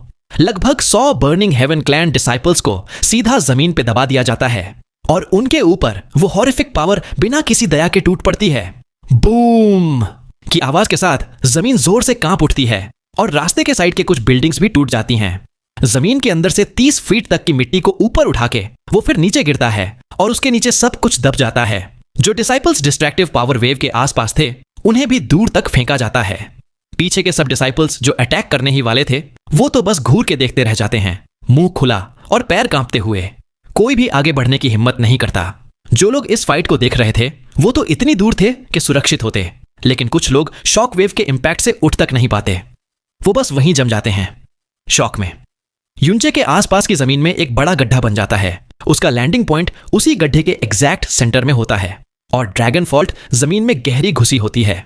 लेकिन यह रुकाव सिर्फ एक लम्हे के लिए होता है और ड्रैगन फॉल्ट फिर से जमीन से बाहर आती है। युनचे एक लाइट स्ट्रीक बन के बर्निंग हेवन क्लैन के क्राउड की तरफ रश करता है, सीधा फेन जुएचेंग की डायरेक्शन में। एक बड़े लाश की फील्ड पार करने के बाद उसके सामने एक और ग्रुप खड़ा होता है, लेकिन अब उनका भागना चलना सब धीमा था। उनके चेहरे पे डर था। कोई सोच भी नहीं सकता था कि यह लड़का जो 20 साल का भी नहीं लगता इतनी डिस्ट्रक्टिव स्ट्रेंथ का मालिक हो सकता है। और सबसे ज्यादा डर उन बातों का था कि उसके हर अटैक में किलिंग इंटेंट था। इस दुनिया में बर्निंग हेवन क्लैन के डिसाइपल्स को मारने की हिम्मत किसी में नहीं होती, चाहे सेक्ट्स के बीच में झगड़ा ही क्यों ना हो। मैक्सिमम इंजरीज होती हैं, कोई उनको आखिर तक मारने की सोचता भी नहीं। पर यह युनचे वो किसी पागल इंसान जैसा था। वो सच में सबको मार रहा था, वो भी एक के बाद एक। ये सब देखकर फेन दुआनचंग के चेहरे का रंग भी बदल जाता है, जो पहले सब लाइटली ले रहा था। वो गुस्से से ग्राइंड करते हुए बोलता है, इतनी छोटी उम्र और इतना रूथलेस, क्या ये हमारे बर्निंग हेवन क्लैन का पूरा दुश्मन बनना चाहता है? एल्डर्स, अपने स्टेटस की चिंता मत करो, तुरंत एक्शन लो, वरना और ज्यादा डिसाइपल्स इसके हाथों मर जाएंगे। जो डजन डिसाइपल्स युनचे के सामने खड़े थे वो अपना डर अंदर दबा के आगे बढ़ने लगते हैं। तभी आसमान से एक भयंकर दहाड़ गूंजती है। एक सफेद बालों वाला ओल्ड मैन आसमान से युनचे पर गिरता है। उसके दोनों हाथ क्लॉज में बदले होते हैं और पूरा बॉडी फ्लेम से घिरा होता है। कांग यू जोर से चिल्लाती है, जूनियर ब्रदर युन, संभाल के, क्योंकि यह बंदा बर्निंग हेवन क्लैन के 8 स्काई प्रोफाउंड रेल्म एक्सपर्ट्स में से एक था।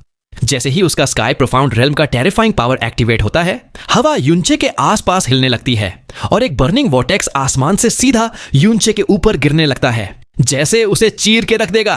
युनचे के चेहरे पे सीरियस एक्सप्रेशन आता है। वो पर्पल फ्लेम वॉर्टेक्स के सामने अपनी ड्रैगन फॉल्ट उठाता है और स्मैश करता है। बैंग की आवाज के साथ, एक धमाके के साथ, वो purple flame vortex dragon fault से सीधा 2 टुकड़े हो जाता है और एक सेकंड में पूरी तरह से गायब हो जाता है। रेल्म के एल्डर की आंखें फट जाती हैं। उसने सोचा था कि एक कैजुअल अटैक ही काफी होगा उसे क्रश करने के लिए, लेकिन उसका 80% पावर वाला अटैक युनचे ने आसानी से डिस्ट्रॉय कर दिया। उसकी आंखें शॉक से बड़ी हो जाती हैं और वो एकदम ब्लैंक हो जाता है। युनचे ठंडी आवाज में कहता है, मेरे साथ आग से खेलोगे तुम तो अपनी मौत बुला रहे हो। पीछे से एक और भयंकर प्रेजेंस तेज स्पीड में बढ़ रही होती है। फेन मोरैन भी क्रेजी होकर आगे बढ़ रहा था। युनचे पीछे देखने की जगह आसपास के डिसाइपल्स पर ध्यान देता है, जिनके एक्सप्रेशंस अटैक के लिए रेडी होते हैं। वो कोल्ड स्माइल के साथ ड्रैगन फोर्ट को घुमाता है और उसके बीच से एक बहुत बड़ा फायर लोटस खिलता है। यह थी star scorching demon lotus. Technique flame lotus फूल की तरह खिलता है और एक ही झटके में कई डिसाइपल्स को अपने अंदर समेट लेता है। उस बड़ी सी फ्लेम लोटस के नीचे कई 100 डिसाइपल्स कुछ सांस के लिए जूझते हैं, लेकिन अंत में उनका पूरा शरीर जल के राख बन जाता है। जो स्काई प्रोफाउंड रेल्म लेवल का एल्डर पहले युनचे पर अटैक कर रहा था, वो भी उस लोटस में फंस गया। जब एक स्कारलेट फ्लेम पेटल उसके पास आती है तो वो ठंडे अंदाज में हंस पड़ता है, क्योंकि उसके लिए स्कारलेट फ्लेम तो सबसे लो ग्रेड प्रोफाउंड फ्लेम थी। अपनी पर्पल फ्लेम के कंपैरिजन में वो उसे कुछ नहीं मानता, लेकिन अगले ही मोमेंट वो एकदम से उस तरह चीखता है जैसे किसी सूअर को काटा गया हो। उसकी दाढ़ी, बाल और कपड़े तुरंत जल जाते हैं।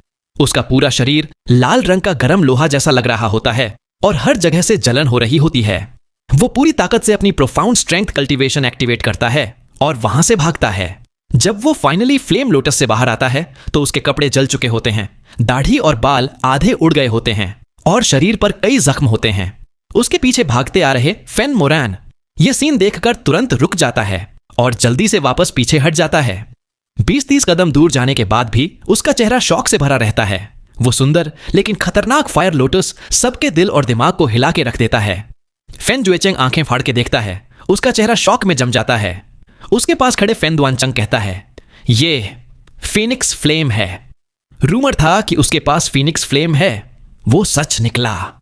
स्टार स्कॉर्चिंग डीमन लोटस के खिलने से बर्निंग हेवन क्लैन के डिसाइपल्स का मोराल और गिर जाता है। जब फ्लेम लोटस फाइनली गायब होती है तो सबके सब डिसाइपल्स उससे डर के मारे पीछे हट जाते हैं। कोई भी आगे बढ़ने की हिम्मत नहीं करता।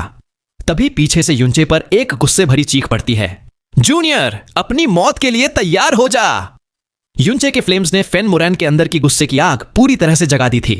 वो पूरी ताकत से युनचे का पीछा करता है और अपने क्लॉज के साथ उसकी पीठ पर अटैक करता है। उसकी पर्पल फ्लेम्स पूरी तरह पागलों की तरह इग्नाइट हो जाती हैं और उन्हीं फ्लेम्स के शेडो में वो युनचे पर ऐसे झपटा जैसे एक पर्पल पाइथन उसका शिकार करने को तैयार हो। युनचे फेन मोरैन के सामने एक पल के लिए भी लापरवाही नहीं करता, लेकिन ना तो उसके चेहरे पर डर होता है और ना ही वो अटैक से बचने की कोशिश करता है। वो सिर्फ अपना ड्रैगन फोल्ट घुमाता है और एक ओवरलॉर्ड्स फ्यूरी अटैक आगे की तरफ अनलीश करता है। ये देखकर कांग युए और डोंगफंग शुयुनचे को सावधान रहने के लिए बोलते हैं, क्योंकि फेन मोरैन सिर्फ स्काई प्रोफाउंड रेल्म लेवल का कल्टीवेटर नहीं था, बल्कि उसका लेवल 7th स्टेज का था। बर्निंग हेवन क्लैन के सबसे पावरफुल कल्टीवेटर्स में से एक, लेकिन युनचे किसी की नहीं सुनता।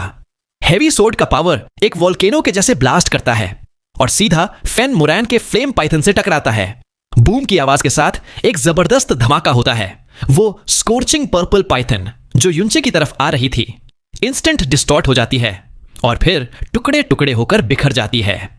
युनचे का सोर्ड का पावर भी इस टकराव में पूरा डिस्चार्ज हो जाता है, लेकिन दोनों लोगों को कोई भी चोट नहीं लगती। जो लोग सोच रहे थे कि युनचे तो इस एक्सचेंज में पक्का बुरी तरह से इंजर्ड होगा, वो सब बस वहीं जम जाते हैं। सबसे ज्यादा शॉक में तो खुद फेन मोरैन होता है। उसे अच्छी तरह पता था कि उसने पिछले ब्लो में कितनी ताकत लगाई थी, लेकिन फिर भी उसके सामने एक लड़का जिसकी उम्र कुछ भी नहीं थी बिना किसी चोट के खड़ा था। अब उसके दिल में सच में पहली बार एकदम का डर महसूस होता है। वो सोचता है, अगर ये अभी जिंदा रहा तो हमारे बर्निंग हेवन क्लैन का अंत तय है। वो burning heaven blood claw technique का इस्तेमाल करता है। तुरंत उसके सामने लाल खून की तरह वेव्स उठती हैं, जिनके अंदर एक ब्लड रेड बड़ी सी क्लॉ बनती है और वो युनचे पर अटैक करती है। इस ब्लड क्लॉ से जो प्रेशर आता है वो पहले वाले पर्पल पाइथन से कई गुना ज्यादा होता है। युनचे का चेहरा सीरियस हो जाता है। वो उस अटैक को रिसीव करने के लिए तैयार होता है, लेकिन तभी उसे महसूस होता है कि पीछे से कई और स्ट्रॉन्ग ऑरा उसकी तरफ बढ़ रही हैं। बर्निंग हेवन क्लैन के दूसरे स्काई प्रोफाउंड रेल्म एक्सपर्ट्स भी अब उसको लाइटली नहीं ले रहे थे। वो सब उसकी तरफ अटैक करने आ रहे थे। युनचे ड्रैगन फॉल्ट को नीचे करता है और सीधा अपने बॉडी से ब्लड क्लॉ से टकरा जाता है। फेन मोरैन पहले थोड़ा कंफ्यूज्ड होता है, फिर एकदम से हंस के बोलता है, अब तुझे समझ आ गया कि बचने का कोई चांस नहीं तो सीधे मरने आ गया। हाँ, मेरे बर्निंग हेवन ब्लड क्लॉ से मरना भी एक सम्मान है। युनचे के उस एक्शन को देख के जितने लोग पास थे सबके दिल की धड़कन रुक जाती है। सिर्फ 1 इंच दूर होने से पहले एक ट्रांसपेरेंट शील्ड उसके आसपास बन जाता है। ये था सीलिंग क्लाउड लॉकिंग सन। प्रोटेक्टिव बैरियर धड़ाम की आवाज के साथ वो बड़ी सी ब्लड क्लॉ उस बैरियर पे टकरा जाती है। ब्लड वेव्स आसपास हवा में फैल जाती है। इतना बड़ा शॉक वेब होता है कि बहुत सारे लोग जमीन पे गिर जाते हैं और काफी समय तक उठ भी नहीं पाते। लेकिन यूनचे को एक स्क्रैच तक नहीं होता। वो उस इंपैक्ट का यूज करता है और आसपास के स्काई प्रोफाउंड रेल्म एक्सपर्ट्स और बर्निंग हेवन क्लैन डिसाइपल्स को पार करते हुए सीधा फेन जुचेंग की तरफ जाता है, जैसे कोई तीर आसमान को चीर के जा रहा हो। ये देखकर फेन दुआनचंग तुरंत फेन जुएचेंग के सामने आ जाता है। यूनचे भी वहां तक पहुंच जाता है। फेन दुआनचंग से वो फेन मोरान से ज्यादा प्रेशर महसूस करता है, लेकिन कोई डर नहीं। ड्रैगन फॉल्ट से अटैक करता है। हेवी सोर्ड का प्रेशर फेन दुआनचंग को हल्का हिला देता है।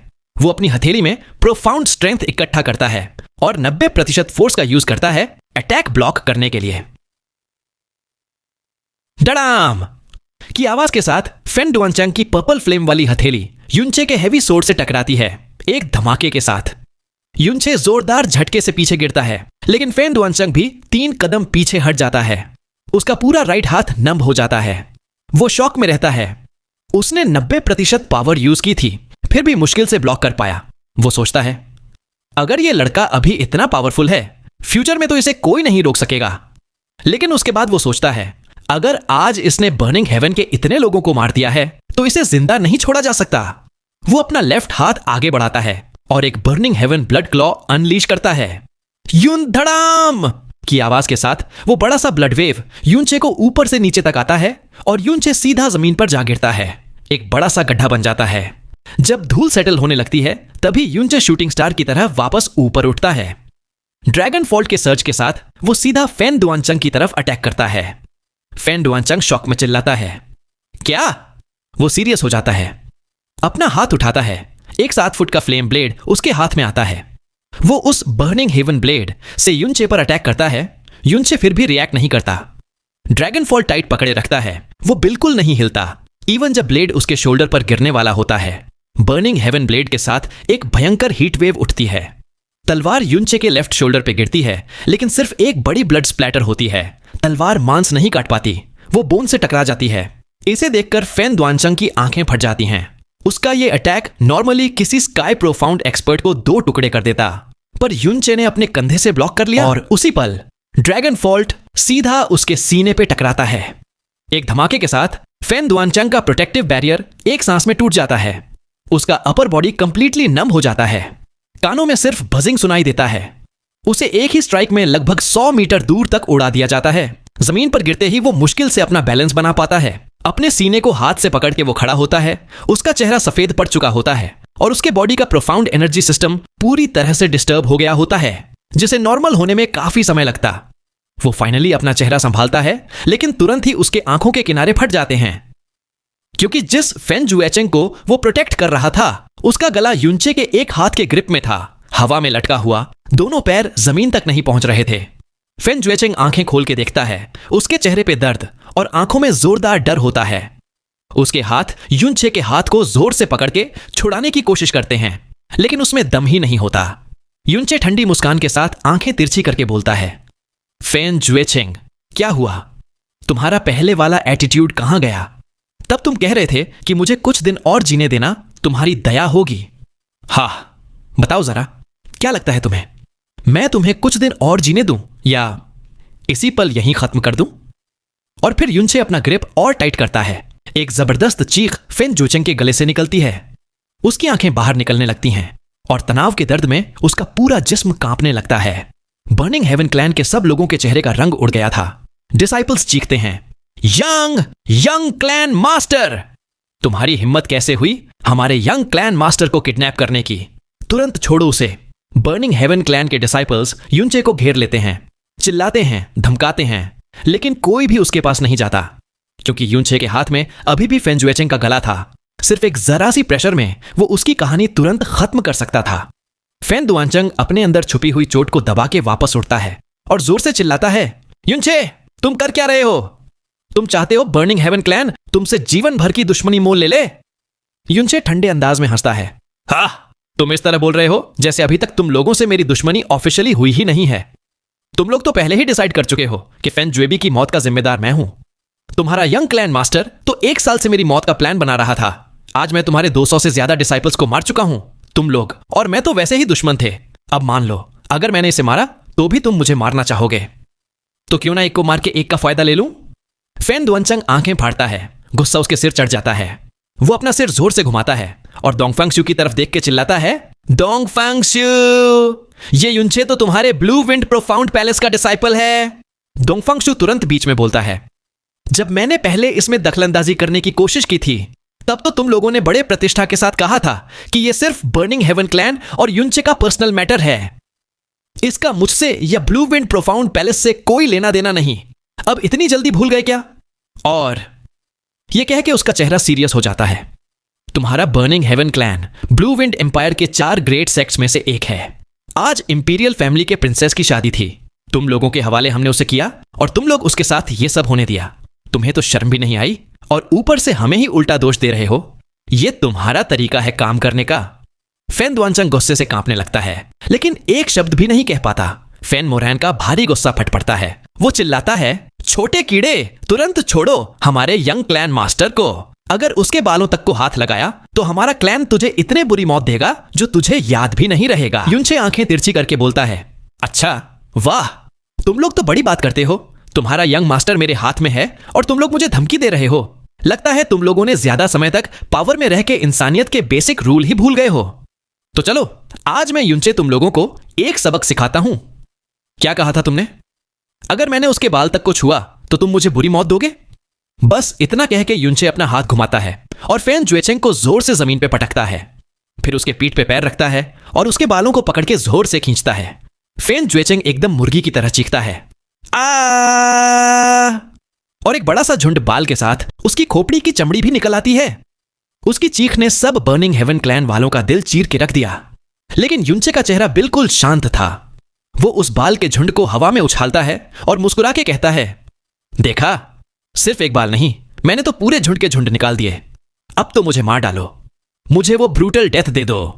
फैन मोरैन चीख के बोलता है, तू हरामखोर, मैं तुझे मार दूंगा। युनचे हल्का सा हंस के बोलता है, ओहो, तुम तो अभी भी गालियां दे रहे हो, मतलब सीखा कुछ भी नहीं। फिर वो अपना पैर उठाता है और पूरे जोर से उसका पैर फैन जुएचेंग के लेफ्ट कलाई पे गिरता है, जिसे देखकर फैन दुआनचंग चीखता है, रुको। लेकिन युनचे नहीं रुकता। एकदम जोर से पैर मार के उसकी कलाई तोड़ देता है। एकदम क्लियर क्रैकिंग साउंड सुनाई देती है। फैन जुएचेंग की चीख सबके कान फाड़ के रख देती है। युनचे उसके तोड़े हुए कलाई पर पैर घुमाता भी है और चिल्लाता है, हाँ बोलो, और क्या बोलना है? फैन मोरैन कांपते हाथों से उसकी तरफ पॉइंट करते हुए बोलता है, तू हमारा बर्निंग हेवन क्लैन तुझे जीवित कभी नहीं छोड़ेगा। युनचे मुस्कुरा के बोलता है, शाबाश, तुम लोग आज्ञा का पालन भी कितना अच्छा करते हो। और उसके बाद वो फैन जुएचेंग के हाथ को पकड़ता है और उसे ट्विस्ट करके उसका राइट हाथ पूरा उल्टा मोड़ देता है। क्रैक की आवाज के साथ एक और चीख, जैसे किसी ने हेल का दरवाजा खोल दिया हो। फैन जुएचेंग का पूरा हाथ अब एक ट्विस्टेड दही की तरह लटक रहा होता है। युनचे हाथ थपथपाता है और मुस्कुरा के बोलता है, तो चलो और धमकी दो, मुझे देखना है तुम्हारे यंग क्लैन मास्टर कितना झेल सकते हैं। फैन दुआनचंग गुस्से से फट पड़ता है। हवा में उठ के एक थप्पड़ से फैन मोरैन को पीछे धकेलता है और बोलने से रोकता है। अब उसके दिमाग और सीने दोनों का फटने का टाइम था, लेकिन वो अपना गुस्सा छुपाता है क्योंकि उसे पता था ये युनचे धमकियों से नहीं डरने वाला। फैन दुआनचंग गहरी सांस लेके सबसे शांत आवाज में बोलता है, युनचे, घबराओ मत, चलो बात करके सुलझा लेते हैं। मुझे पूरा यकीन है कि तुम्हारे और हमारे यंग क्लैन मास्टर के बीच कोई इतनी गहरी दुश्मनी नहीं है। मुझे पूरा विश्वास है कि तुम भी उसे मारना नहीं चाहते हो। मैं फैन दुआनचंग अपने नाम और इज्जत की कसम खाता हूं, अगर तुम अपनी मर्जी से हमारे यंग क्लैन मास्टर को छोड़ दोगे तो मैं गारंटी देता हूं कि तुम्हें कोई कुछ नहीं कहेगा। अगर कोई कंडीशन हो तो बताओ, हम पूरी कोशिश करेंगे उसे पूरा करने की। यह कहने के समय फैन दुआनचंग के अंदर गुस्से से आंतें तक जल रही होती हैं, क्योंकि बर्निंग हेवन क्लैन का पवेलियन मास्टर, जिसके सामने हजारों लोग सर झुकाते थे, आज एक छोटे जूनियर के सामने हाथ जोड़ रहा था। युनचे आंखें सिकोड़ता है, फिर मुस्कुराता है और सेटिस्फेक्शन लहजे में कहता है, बुरा नहीं, यही एटीट्यूड होना चाहिए तुम लोगों का। ओह, तुम्हारा नाम फैन दुआनचंग है? हाँ, तुम वाकई बुरे नहीं हो। तुम तो उस बेवकूफ से काफी बेहतर हो जो सिर्फ यह चाहता था कि उनका यंग क्लैन मास्टर जल्दी मर जाए। बेवकूफ जिसके बारे में युनचे बोल रहा था ऑब्वियसली फैन मोरैन था। उस वक्त फैन मोरैन लगभग खून उगल ही देता। उसका पूरा जिस्म कांप रहा था, दिमाग घूम रहा था। गुस्सा और बेइज्जती ने उसके हर एक सेल में आग भर दी थी और उसका चेहरा खून जितना लाल हो चुका था, लेकिन वो कुछ कहने की हिम्मत नहीं करता था, क्योंकि जैसे ही वो कुछ बोलता उसका असर सीधा फेन जुएचेंग पे पड़ता। वो इतने सालों से जीता आया था, लेकिन आज तक कभी उसने इतनी बेइज्जती और गुस्सा नहीं झेला। वो युनचे पे हाथ नहीं उठा सकता था, ना ही उसे कुछ कहने की ताकत रखता था। वो बस युनचे को जहरीली नजरों से घूरता रहा, जैसे उसे जिंदा निगल जाए। जैसे ही युनचे ने अपनी बात खत्म की, उसने दया दिखाते हुए अपना पैर थोड़ा उठाया, जिससे फेन जुएचेंग ज्यादा अच्छे से सांस ले सके। लेकिन युनचे के रूथलेस थ्रो के वजह से फेन जुएचेंग तो होश खोता जा रहा था और उसके चीखने की आवाज भी दर्द भरे कराह में बदल चुकी थी। उसकी हालत ऐसी थी जो देखने लायक भी नहीं थी। युनचे घमंड भरे लहजे में कहता है, लेकिन एक बात मैं क्लियर कर दूं, मुझे तुमसे किसी तरीके की गारंटी लेने की जरूरत नहीं कि तुम मुझे छोड़ोगे या नहीं। अगर मैं जाना चाहूं तो तुम सब मिलके भी मुझे नहीं रोक सकते। यह बात सुनकर फेन दुआनचांग का दिल ठंडा पड़ गया। वो जल्दी से हां में सिर हिलाता है, कुछ ज्यादा बोलने की हिम्मत नहीं करता। हां, जब तुमने हमारे यंग क्लैन मास्टर को इतने घेरे में होने के बावजूद ले लिया, तो ऑब्वियसली तुम्हारे पास निकलने की ताकत भी है। वो अपने दांत भींचते हुए आगे कहता है, बस अगर तुम आज हमारे यंग क्लैन मास्टर को छोड़ दो तो हम तुम्हारा और बर्निंग हेवन क्लैन का सब पुराना हिसाब यहीं खत्म मान लेंगे। बर्निंग हेवन क्लैन कभी इस मामले में तुम्हारा पीछा नहीं करेगा। युनचे ठंडी हंसी के साथ कहता है, सच में? लगता है मैंने तुम्हें थोड़ा ज्यादा ही समझदार समझ लिया।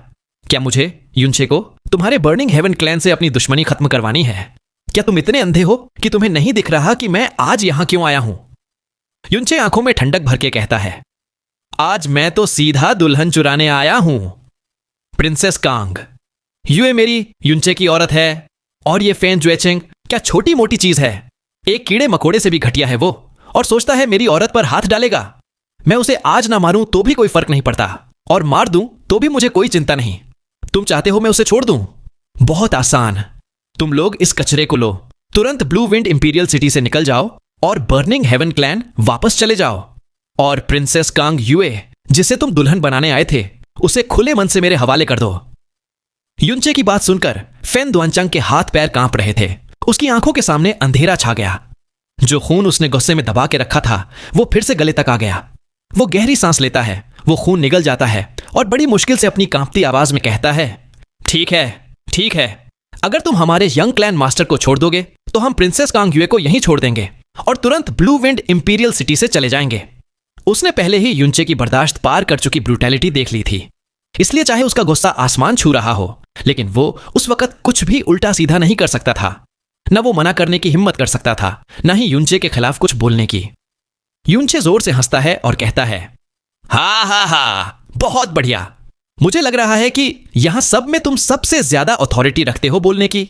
जब तुम इतनी स्ट्रेट फॉरवर्ड बात कर रहे हो तो मुझे ज्यादा कुछ कहने की जरूरत नहीं। मैं तुम्हारा यंग क्लैन मास्टर वापस कर देता हूं। मुझे लगता है कि जो चोटों का असर उसके शरीर पर हुआ है वो तुम्हारे बर्निंग हेवन क्लैन के लिए कुछ भी नहीं है। यह कहते ही युनचे ने एक जोर का लात फेन जुएचेंग के पेट पर मारा, जो सीधा फेन दुआनचांग की तरफ उड़ा। पहले तो फेन दुआनचांग चौंक गया, लेकिन फिर जल्दी से हाथों से उसे पकड़ लेता है। उसके सामने ही युनचे ठंडी आवाज में कहता है, लेकिन मुझे उम्मीद है तुम मेरी पहले वाली बात भूल नहीं गए। अभी के अभी अपने यंग क्लैन मास्टर के साथ ब्लू विंड इंपीरियल सिटी छोड़ दो। जैसे ही युनचे ने यह शब्द कहे, अचानक सब तरफ से किलिंग इंटेंट फैल गया। फेन मोरैन की पूरी प्रोफाउंड एनर्जी बाहर फट पड़ती है। बिल्कुल बाज की तरह वो सीधा युनचे की तरफ अटैक करने के लिए उड़ता है। तभी फेन दुआनचांग तुरंत चिल्लाता है, रुको! वो हाथ बढ़ाकर जोर से फेन मोरैन को हवा में से खींच लेता है और बोलता है, 13th एल्डर, तुम क्या कर रहे हो? फेन मोरैन गुस्से से बोलता है, मारने जा रहा हूं ऑब्वियसली। क्या तुम सच में सोच रहे हो कि हम इसकी बातों पे चलेंगे और इसे छोड़ देंगे? अगर हमने अब इसे नहीं रोका तो बर्निंग हेवन क्लैन की इज्जत का क्या बचेगा? फेन दुआनचांग उसे जोर से पकड़ के कहता है, शांत हो जाओ। अपने दांत कस के सबसे धीरे आवाज में आगे कहता है, मुझे इसे मारने की इच्छा तुमसे भी ज्यादा है। मैं तो चाहता हूं कि इसे टुकड़ों में काट दूं, लेकिन तुमने इसे किस तरह का चंचल, चालाक और रूथलेस बंदा देखा है, उसका अंदाजा लगाया है ना? क्या तुम्हें लगता है कि वो इतनी आसानी से बिना किसी हिडन प्लान के यंग क्लैन मास्टर हमें वापस दे देगा? जरूर उसके पास और भी ट्रम्प कार्ड्स होंगे जो अभी तक उसने दिखाए नहीं। अगर वो एक बार हमारे यंग क्लैन मास्टर को ले जा सकता है तो वो दूसरी बार भी कर सकता है। अगर तुमने अब उस पर अटैक किया तो मुमकिन है कि उसका रिएक्शन और भी खतरनाक हो। हमारा यंग क्लैन मास्टर वापस से उसी के हाथों मर भी सकता है, और फिर हमारी प्रेस्टीज पहले ही मिट्टी में मिल चुकी है। अब तुम चाहते हो कि हम वैसा सेक्ट बन जाए जो अपने शब्दों से मुकर जाता है। फैन दुआनचंग की बातें जैसे ठंडे पानी का घड़ा बनकर फैन मोरान के सर पर गिरती है। वो युनचे को घूरता है। उसके अंदर पूरी तरह से किलिंग इंटेंट भरा हुआ है और वो पूरे दिल से चाहता है कि अभी इसी वक्त एक वार में युनचे का काम तमाम कर दे। लेकिन अपनी जगह चुकी अक्ल के कारण उसका पूरा जिस्म कांपता है और वो हरकत करने की हिम्मत भी नहीं करता। फैन दुआनचंग झुककर फैन जुएचेंग के चोटों की जांच करता है और धीरे से सिर्फ फैन मोरैन को सुनाई देने वाली आवाज में कहता है, आज के दिन यंग क्लैन मास्टर हमारी सबसे बड़ी कमजोरी बन गया है। इस वजह से हम इस लड़के को नहीं मार सकते। पर जो लोग बर्निंग हेवन क्लैन का अपमान करते हैं उनका अंजाम कभी अच्छा नहीं होता, और जब उसने हमें आज के दिन बेइज्जत किया है तो उसकी जिंदगी तो हमारे हाथों में बची ही नहीं है। चलो पहले यंग क्लैन मास्टर को वापस क्लैन ले चलते हैं। मारने का वक्त बाद में भी आएगा। जब वो वक्त आएगा तो चाहे वो दुनिया के किसी कोने में छुप जाए, हमारे बर्निंग हेवन क्लैन से नहीं बच पाएगा। तभी क्लैप क्लैप क्लैप क्लैप एक जोर का तालियों का सिलसिला गूंजता है और युनचे हंसी के साथ कहता है, वाह ये तो काफी सही प्लान है। मैं दुआ करता हूं कि तुम्हारा यह प्लान सफल हो जाए, लेकिन टेंशन मत लो। जब वो वक्त आएगा तो तुम्हें मुझे ढूंढने की जरूरत नहीं पड़ेगी। हो सकता है मैं ही तुम्हारे गेट के सामने आ जाऊं। जैसे ही फैन दुआनचंग और फैन मोरैन ने अपना सिर उठाया, उनके चेहरे पर एक साथ हैरानी का असर दिखने लगता है। उन्होंने अपनी बातें इतनी धीमी आवाज में की थीं कि सिर्फ कोई late stage sky profound realm का बंदा ही सुन सकता था, और युनचे तो उनसे 30 मीटर दूर था। लेकिन वो सब साफ साफ सुन गया। यह कैसे हो सकता था कि उसके पास इतनी तगड़ी सुनने की कैपेसिटी थी? इस बात से फैन दुआनचंग के दिल में और भी बेचैनी भर गई और उसके मन में बस ये था कि किसी भी तरह इस जगह से निकल जाए। जितना दूर इस खौफनाक लड़के से हो सके उतना बेहतर। वो अपने हाथ कस के मुट्ठी बना लेता है। बिना कुछ और बोले युनचे की तरफ देखता भी नहीं। सभी क्लैन के लोगों से कहता है, सब लोग क्लैन वापस चलो। जैसे ही उसने ये लास्ट शब्द बोला, वो फैन जुएचेंग को उठाता है और हवा में उड़ता हुआ दूर चला जाता है। फैन मोरैन भी उसका पीछा करता है। बर्निंग हेवन क्लैन के बाकी लोगों ने भी जल्दी से वहां से निकलना ही ठीक समझा। जैसे ही फैन दुआनचंग और फैन मोरैन युनचे की नजर से गायब हुए, युनचे का वो दिल जो पूरा वक्त जोर जोर से धड़क रहा था शांत होता है। उसकी पूरी पीठ तो पहले से ही ठंडे पसीने में भीग चुकी होती है। वो आसमान की तरफ देखता है और ठंडे लहजे में खुद से धीरे से कहता है, फैन जुएचेंग, ये सब तू मुझे उधार में दे गया था। पहले हम दोनों के बीच कोई दुश्मनी नहीं थी, लेकिन हेवन बेसिन सीक्रेट रेल में तूने मेरे खिलाफ साजिश की। अब जब दूरी इतनी बढ़ गई है तो चलो इसे पूरी तरह निपटा लेते हैं। बर्निंग हेवन क्लैन मेरी ग्रोथ का पहला स्टेप बनेगा। कांग यूए तेज दौड़ के आती है और युनचे को जोर से गले लगा लेती है। कांग वन्हे भी हंसते हुए कहते हैं, हे हमारी बेटी के पास वाकई लोगों को पहचानने वाली नजर है। डोंगफांग शू खुशी के साथ कहता है, हाँ लगता है इस मामले में तो हर हाइनेस आपसे भी बेहतर है। डोंगफांग शू युनचे की तरफ देखकर बोलता है, जो कुछ आज हुआ वो मेरी एक्सपेक्टेशन से बाहर था। इस लड़के का फ्यूचर मैं उस पर कोई जजमेंट देने लायक नहीं हूं। आज के बाद तो वो बर्निंग हेवन क्लैन का सबसे बड़ा दुश्मन बन गया है। लेकिन अजीब बात है, मुझे उसकी चिंता नहीं हो रही, मुझे तो बर्निंग हेवन क्लैन की चिंता हो रही है। कांग वन्हे मुस्कुराता है और कहता है, हम भी ऐसा ही महसूस करते हैं। वो आंखें बंद करके हल्के से बोलता है, अफसोस है कि हम तुम्हारा उदय देख नहीं पाएंगे। अगर तुम यूएर का अच्छे से ख्याल रख सको तो पावर स्ट्रगल होने पर भी हम कम गिल्ट महसूस करेंगे। डोंगफांग शू, जाओ और युनचे को निजी तौर पे पैलेस का निमंत्रण दो। ऐसा कहने के बाद कांग वन्हे इंपीरियल पैलेस के अपने एम्परर रूम के लिए रवाना हो जाते हैं। इसी तरह सब लोग चले जाते हैं। इंपीरियल पैलेस के गार्ड्स ने भी भीड़ को छांटना शुरू कर दिया था। युनचे और कांग यूए एम्परर के रॉयल चैरियट के पीछे साथ साथ चल रहे थे। पैलेस के अंदर जाने पर उनका सामना तीसरे राजकुमार कांग शू से हुआ, जो जल्दी में पैलेस से बाहर जा रहा था। कुछ देर तक युनचे और कांग शू के बीच बातचीत होती है, लेकिन साफ साफ इस समय कांग शू की फटी पड़ी थी, क्योंकि असल में प्रिंसेस कांग यूए और फैन जुएचेन की शादी में तो इसी का हाथ था। इसके बाद युनचे सीधा कांग यूए के साथ पैलेस के अंदर चला जाता है, जहां युनचे एम्परर कांग वन्हे से बोल देता है कि वो उनकी बीमारी को ठीक करने वाला है, जिसे सुन के कांग वन्हे का शरीर कांप जाता है और डोंगफांग शू के चेहरे पर खुशी दिखाई देती है। कांग वन्हे कहता है, तुम हमारे अंदर से ये पैरासाइट निकाल सकते हो? कांग युए खुशी के साथ कहती है, पहले जूनियर ब्रदर युन ने प्रॉमिस किया था अगर हमें बर्निंग सोल फ्लावर मिल जाए तो वो पापा को ठीक कर देंगे। अब जब मिल चुका है तो मुझे पूरी उम्मीद है वो करके दिखाएंगे। युनचे मुस्कुराता है और कहता है, सच कहूं तो अब मुझे बर्निंग सोल फ्लावर की जरूरत नहीं। वो बर्निंग हेवन क्लैन का शादी का गिफ्ट था। बेहतर होगा हम उसे उन्हें वापस दे दें ताकि कोई बाद में गॉसिप ना करे। कांग युए थोड़ी चिंतित आवाज में पूछती है, क्या सच में बर्निंग सोल फ्लावर की जरूरत नहीं पड़ेगी? युनचे हां में सिर हिलाते हुए बोलता है, soul devouring life binding parasite host के लाइफ लाइन से डायरेक्टली जुड़ा होता है। अगर उसे सीधा निकाला गया तो होस्ट की जान भी चली जाने का चांस होता है। उस पैरासाइट को बिना होस्ट की जान खतरे में डाले निकालने के लिए उस पैरासाइट और होस्ट के बीच का लाइफ लाइन का लिंक तोड़ना जरूरी है। और यह काम सिर्फ बर्निंग सोल फ्लावर कर सकती है, जिसमें सोल डिटैच वाली एबिलिटी होती है। लेकिन अब मेरे पास एक स्पेशल एबिलिटी है जिससे मैं ये सेम काम कर सकता हूं। अब मैं स्टार्ट करने जा रहा हूं। योर मैजेस्टी, अपना जिस्म रिलैक्स्ड रखिए, धीरे धीरे सांस लीजिए और अपनी दिल की धड़कनों पर ध्यान लगाइए। कांग वानहे उसकी बात मानकर कुछ सांस लेता है और थोड़ी देर में उसका दिल शांत हो जाता है।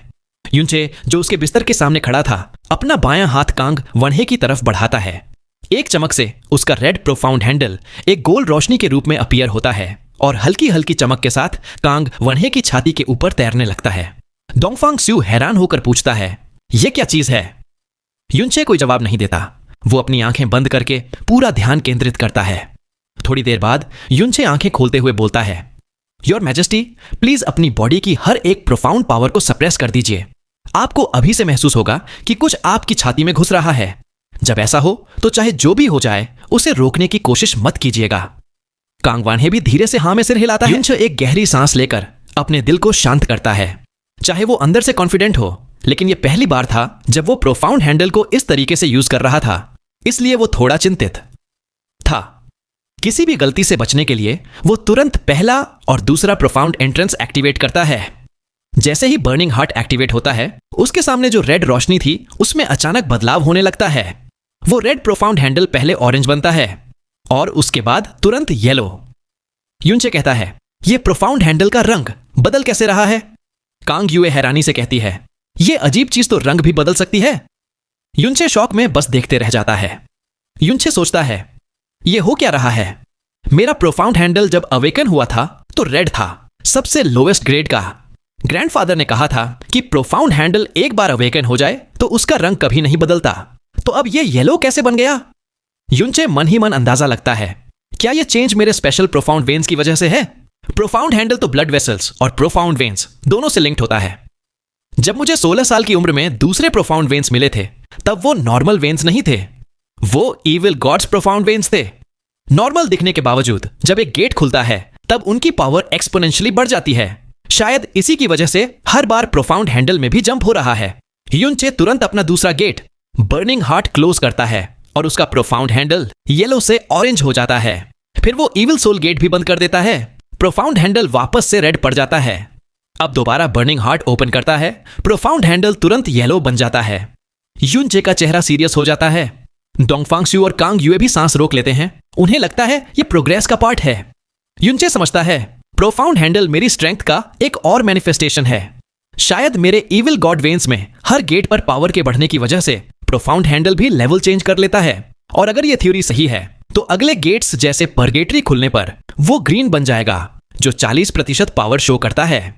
रंबलिंग हेवन गेट पर साइन प्रोफाउंड हैंडल जिसमें 50% पावर उनलिश हो सकती है और हेडीज गेट पर ब्लू 60%।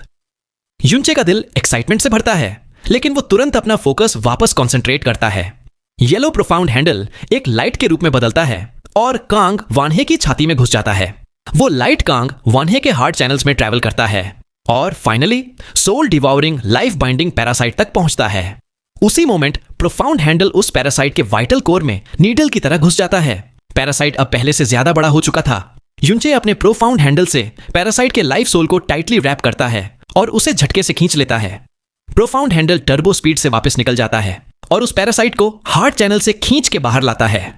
पफ की एक छोटी सी आवाज होती है। कांग वानहे के चेस्ट में आधी मुट्ठी जितना खून भरा छेद हो जाता है। एक बड़ा प्योर व्हाइट कलर का पैरासाइट उस जगह से बाहर निकलता है और जमीन पे गिर जाता है। कांग वान्हे चिल्लाता है, आह! पैरासाइट थोड़ा तड़पता है, फिर बिल्कुल शांत हो जाता है और एकदम ट्रांसपेरेंट वाटर में बदल जाता है, फिर गायब हो जाता है। कांग वान्हे अचानक बेड से उठता है। उसके चेहरे पर बहुत दर्द दिख रहा था और पूरे माथे पे पसीना था। युनचे तुरंत प्रोफाउंड हैंडल हटा के अपनी प्रोफाउंड पावर से उसकी छाती पर जो जख्म था उसे सील कर देता है। कांग युए दौड़ के आती है और पूछती है, फादर आप ठीक है ना? कांग वान्हे लंबी सांस लेकर कहता है, हम ठीक है। युनचे, तुमने तो ना सिर्फ हमारी जिंदगी बचाई बल्कि हमारी सबसे बड़ी इच्छा भी पूरी की। हम तुम्हारा ये एहसान कभी नहीं चुका पाएंगे।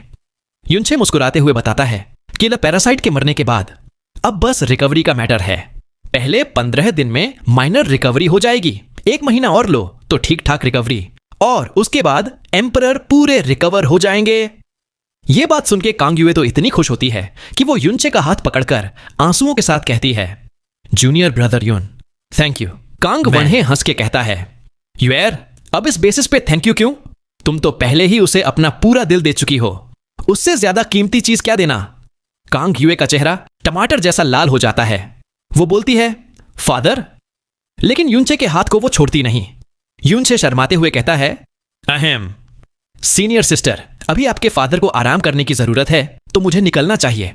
पैलेस चीफ डोंगफांग, प्लीज उनकी छाती के जख्म की देखभाल करना और गु छूहोंग नाम के आदमी से इन्हें दूर रखिए। वो काफी छुपा रुस्त कैरेक्टर है। डोंगफांग शुभी मान जाता है। युनचे और कांग युए एम्परर चेंबर से निकल जाते हैं और मून एम्ब्रेसिंग पैलेस पहुंच जाते हैं। वहां की सारी शादी की सजावट हटा दी गई थी। रेड रिबन्स, रेड लैंटर्न्स, सब कुछ क्लीन हो चुका था। कांग युए एक हल्की सांस लेकर रिलैक्स महसूस करती है क्योंकि उसे डर था कि युनचे ये सब देखकर हर्ट न हो जाए। इस बार दोनों फिर से अकेले होते हैं। कांग युए दरवाजा बंद करती है, युनचे को गले लगा लेती है, उसके सीने पे सिर रख के आंखें बंद कर लेती है। कांग युए धीरे से बोलती है, जूनियर ब्रदर युन, मुझे इतना सुकून मिला कि मैं तुम्हें खो नहीं बैठी। युनचे हल्का मुस्कुरा के कहता है, मुझे भी खुशी है कि मैं तुमसे दूर नहीं गया। कांग युए हल्का सा हंसते हुए कहती है, मुझे लगता है तुम्हें तुम सब कहना चाहिए था, सिर्फ तुम नहीं। बदमाश, हीरो बनने के चक्कर में अपनी जान खो बैठते और सब रोमांटिक हिस्ट्री भी खोल बैठते। युनचे कंफ्यूज्ड होकर पूछता है, रोमांटिक हिस्ट्री? कांग युए आंखों में टीजिंग भरी मुस्कुराहट के साथ कहती है, मैं जानती हूं तुम और सिया किंगयू ऑफिशियली शादीशुदा हो, लेकिन मैंने ये कभी नहीं सोचा था कि तुम और चू युचेन अब तो दुनिया के सब बेस्ट लड़के तुमसे जलन करते होंगे।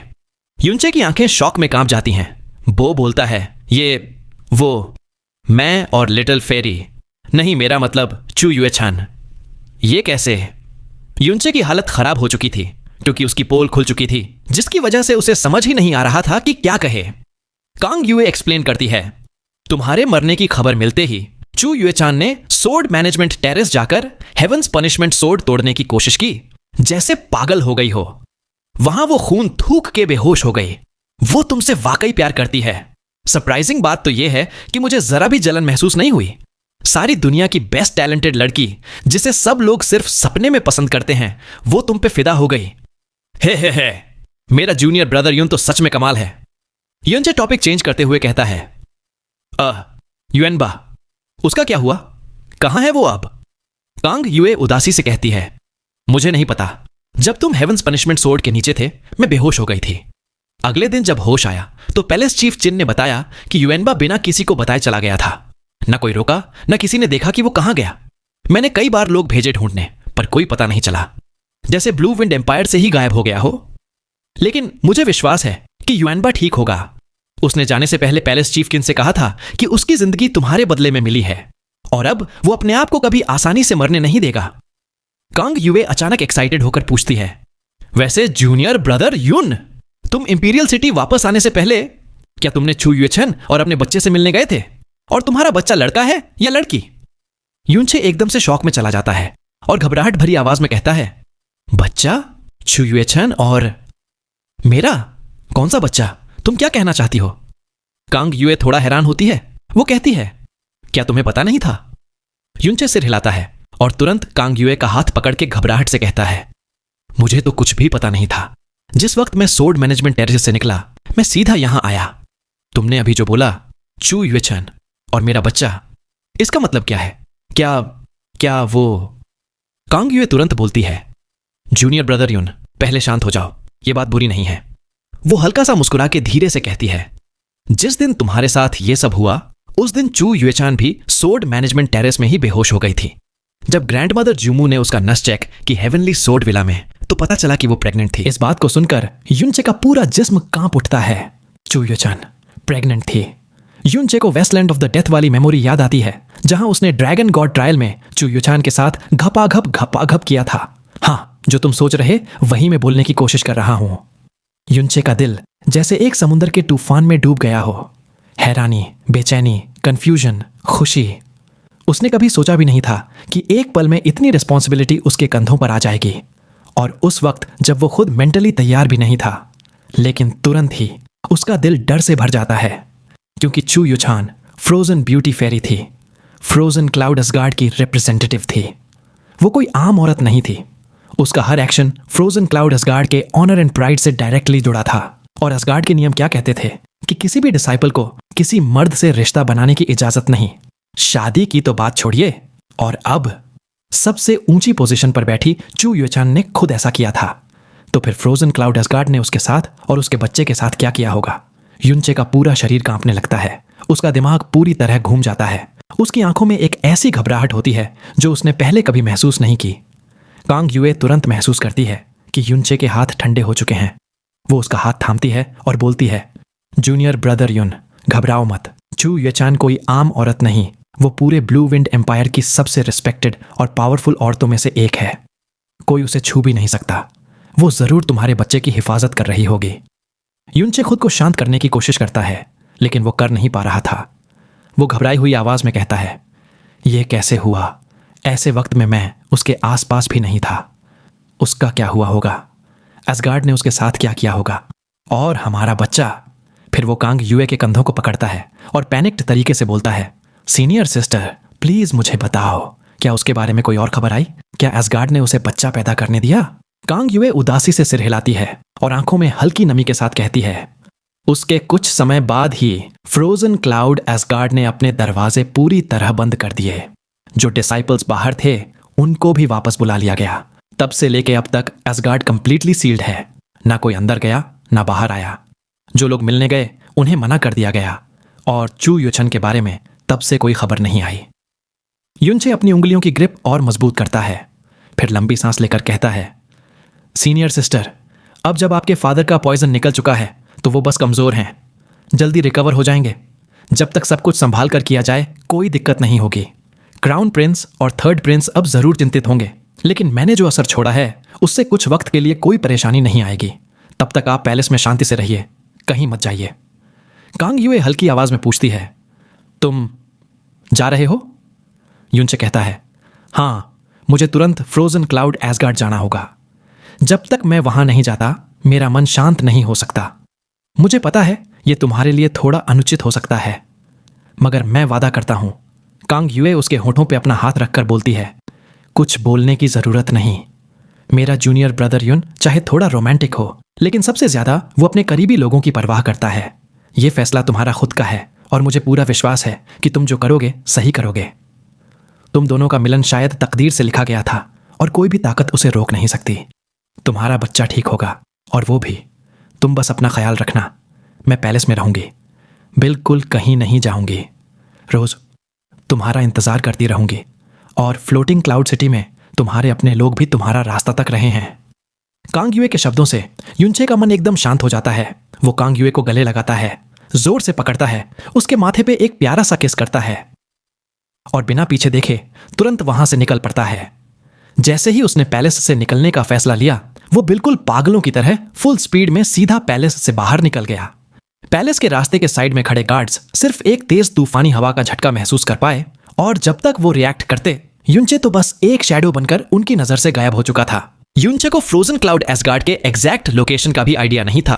बस ये पता था कि वो snow region of extreme ice में है, जो ब्लू विंड के नॉर्थ बॉर्डर के भी काफी ऊपर है, और वेस्टलैंड ऑफ डेथ से भी आगे।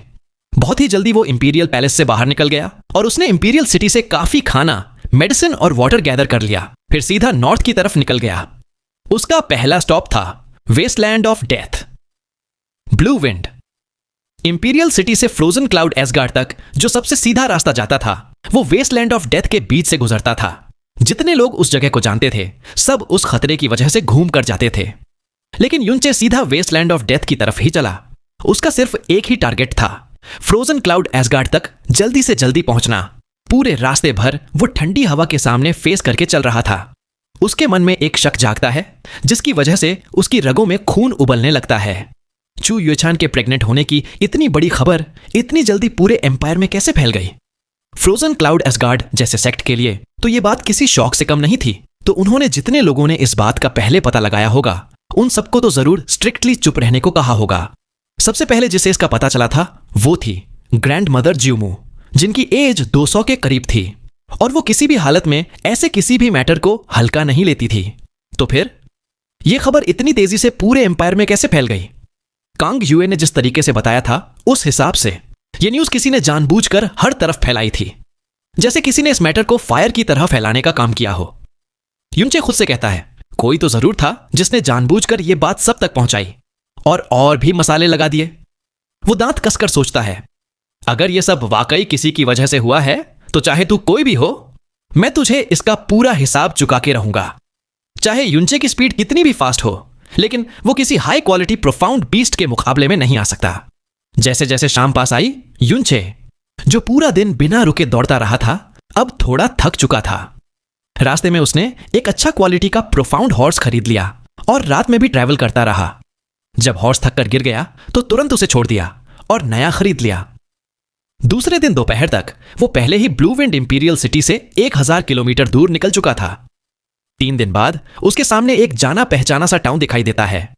दूर से प्रोफाउंड बीस्ट की चीखें सुनाई देने लगती हैं। यह था वेस्टलैंड ऑफ डेथ का बॉर्डर जो पूरे 900 किलोमीटर में फैला हुआ था। जिस घोड़े पर युनचे सवार था वो अब तक बिल्कुल थक चुका था और उसके पास स्टैमिना नहीं बचा था। युनचे तुरंत उस घोड़े से उतर गया और टाउन के अंदर पैदल चलते हुए चला गया। टाउन काफी ज्यादा एक्टिव था, जैसे हमेशा होता था। हर तरफ से एडवेंचरर्स, सोल्जर्स और मर्सनरीज एक दूसरे को क्रॉस करते जा रहे थे नैरो गलियों में। युनचे इधर उधर देख रहा था ताकि अपना थका हुआ घोड़ा किसी को बेच सके। लेकिन जैसे ही उसने कुछ कदम रखे उसका मन एक अजीब सी फीलिंग से भर गया, जैसे कोई छुपी हुई नजर उस पर टिकी हो। युनचे तुरंत अपना स्पिरिचुअल सेंस एक्सपैंड करता है और ध्यान से महसूस करता है और तभी उसे चारों तरफ से, सामने से, पीछे से, दाएं बाएं और ऊपर से भी छुपी हुई ब्लड थर्स्टी नजरें महसूस होने लगती हैं। वो लोग बहुत अच्छी तरह से अपना प्रेजेंस छुपा रहे थे लेकिन युनचे के सेंसेस से नहीं बच पाते। और उन सब के बीच में एक ऐसी प्रेजेंस भी थी जो युनचे को बहुत अच्छी तरह पहचानी हुई थी और वो थी बर्निंग हेवन क्लैन के ग्रेट एल्डर फेन मोली की ऑरा। बर्निंग हेवन क्लैन ने युनचे के थॉट से काफी पहले काम कर दिया था। उन्हें पहले ही अंदाजा हो गया था कि युनचे का अगला कदम क्या होगा और वो लोग उस जगह पे पहले से पहुंच चुके थे जहां उसे पहुंचना ही था। लेकिन युनचे के चेहरे पर जरा सी भी हलचल नहीं होती। वो बिल्कुल शांत एक्सप्रेशन के साथ बिना किसी पैनिक के सीधा उसी पुराने टैवर्न में चला जाता है जहां वो पिछली बार रुक चुका था।